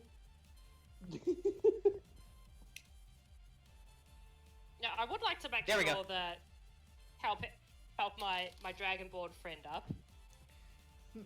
Okay. So, let's see. Let me get back to the things. The paramedics were busy picking Baron up and carrying him away, and Oh, okay, they're good. he looks to you, looking at him, and then he held his hand up and says, "Wait, I want a quick word with our new champ." And Sure thing. he's offering his hand to you to shake. Do you take it? Yes. So, even in his weakened state, Baron shook your hand with a strong grip and grinned and chuckled.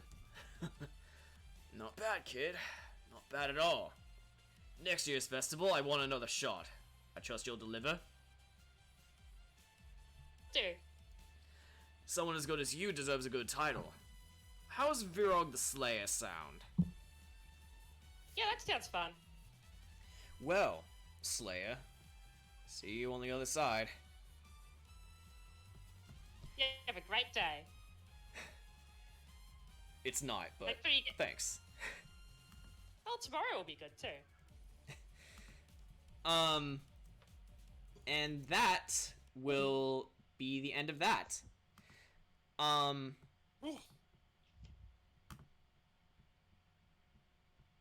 So, with that in mind, let's go back to the date between Riona and Dora for a second. And, as you two, stood alone, by the, beach of Cannon Coast, which is where the festival is taking place, you all, you both, look up at the stars, and you actually see a shooting star, in the sky. Okay. Um.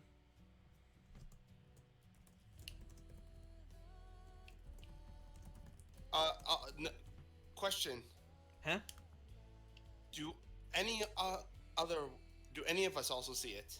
Like anyone else? I'd say at this point you were so preoccupied on Virog's fight that you pretty much lost track of Dora and Fair enough. Riona. Fair enough. You had one job, Lele. Anyway, so Dora looks up at the sky and says,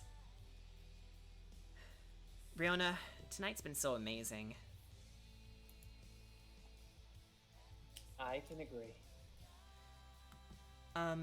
If I can be a little, personal for a second.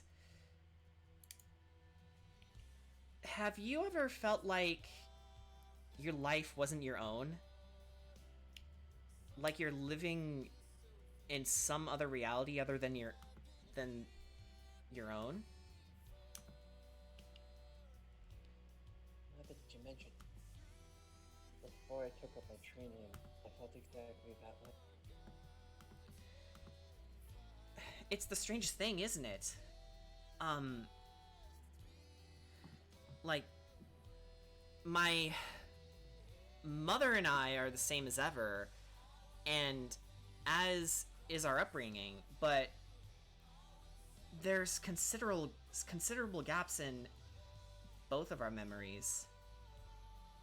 For example, I don't even remember if I even have a father or not.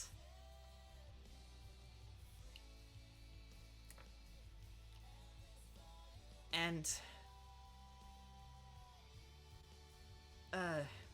you're aware of the Phantom of the Forest, right? I am, yes. I feel like I should know her, but I don't.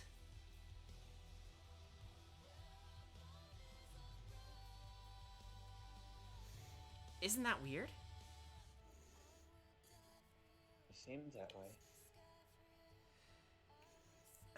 Anyway, she shakes her head. I didn't mean to bring the mood down. I just didn't know how to explain this to anyone else but you. No, it's okay.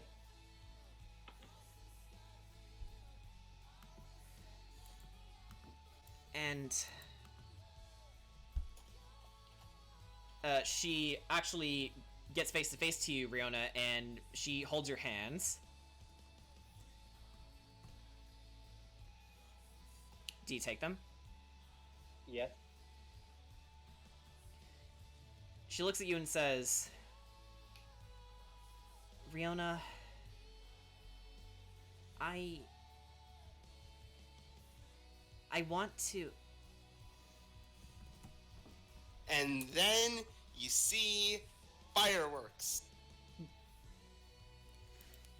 Which, is a beautiful display of various colors and various shapes and sizes. It's actually enough to, gather the attention of the entire party, and, you all hear, people cheering and screaming for them. And... Riona, it's now or never. Riona takes a good look at Dora, and she actually caresses her cheek a bit. Dora, I love you. You can see Dora's pupils expanding as you say this, and she blushes and says, while holding your hand on her cheek, says, I love you too, Riona. Ever since the day that we saved you, I thought simply at first you were just a pretty face, but the more I began to know you, you're perfect. You're the kind of woman I would lay my life down for, regardless of the situation. Be it kidnapped by another man, I would go after you time and time again. You're that worth it to me. Riona,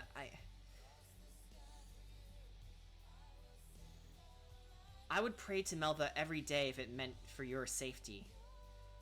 you spend so much time fighting for others and sharing that strength that you shared with me that day, that I ask myself, who's protecting you? I want to be the shield to your sword, if you would have me. And with that, Riona goes in for the keys. It is done! They got to first base!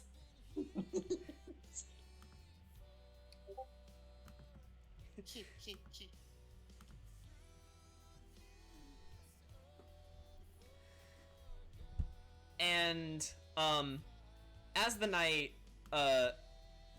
sky went off with fireworks, and as you all eventually made your way back up to the newly formed couple, how do you take it? It took you long enough. Finally.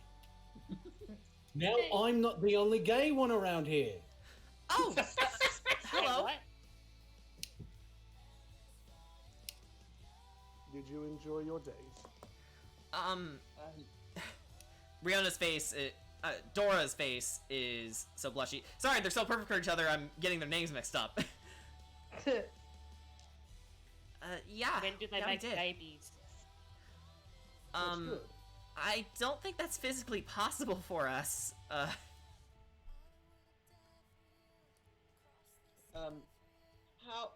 Just wondering, how long have you guys been watching our date? I've been here for about 10 minutes. I heard the entire speech. Oh dear, And plus, It was. I can hear you wherever you are. We have sending stones. It was. It was. you had actually sending really stones strange. activated? My one is in my eye socket and hers is in her sword. Rags, not to be rude, but have you ever heard of personal space before? I am a robot. I do not consider No, her. Riona touches I'm things aware from you're a before. robot, but I would think at the very least you would understand our manners. I haven't Riona, been Riona reading is the on? entire night. No, Dick. guys, meanwhile, Riona's just sitting here. Oh god, did I butt dial him? Or ear dial him. I haven't been listening for the whole night, only for about 10 minutes. Well, good, at After least there's the that. URL, I needed to keep the communication lines open in case anything happened. Well, Yeah, I true. can- Still. well, I can say for certain. I can say for certain something did happen. Yeah, it wasn't anything bad, though. Right. Congratulations. Thank you.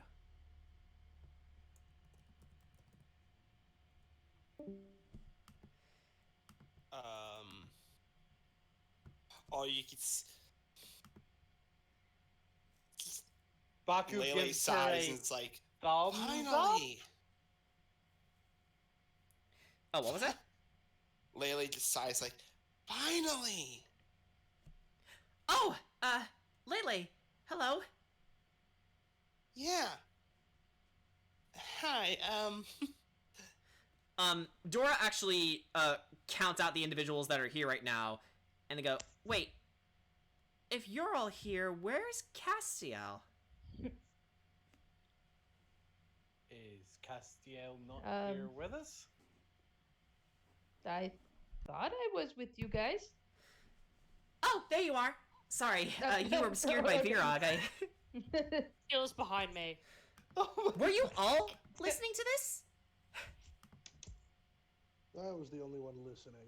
I just got an idea of where you two might be by the sound of the fireworks.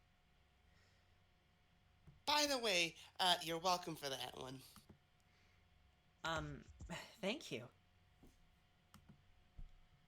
Yeah, Lele, I owe you big time.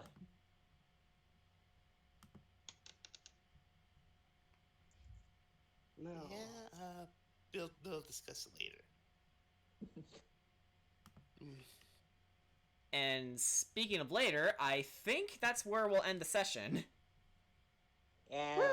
We obviously Oh. level up, right? Actually? No. Riona levels up. In Just one way, to- yeah. Riona levels up her social link. Indeed. Was it like 500 gold for my bar fight, or how much was it? Yeah, Again? you got 500 gold, Yep, just making as sure. well I as the thought so. belt. Yep, right down the belt. So I don't. And then there is art of Riona and Dora kissing. If no one's made it, then I will. Better. I will also make. I like how Huh? I like how I'm also the only character that Jordan doesn't have to like give magic items for the most part. Yeah, because your class alone just does all the work for you. Yeah, it's like I just tell Jordan, "Hey Jordan, I know what Baku wants to make." And you're like, okay. And we just start doing roll. I mean, you're not the only one who doesn't have to get magic items. I literally exist in a permanent state of magic.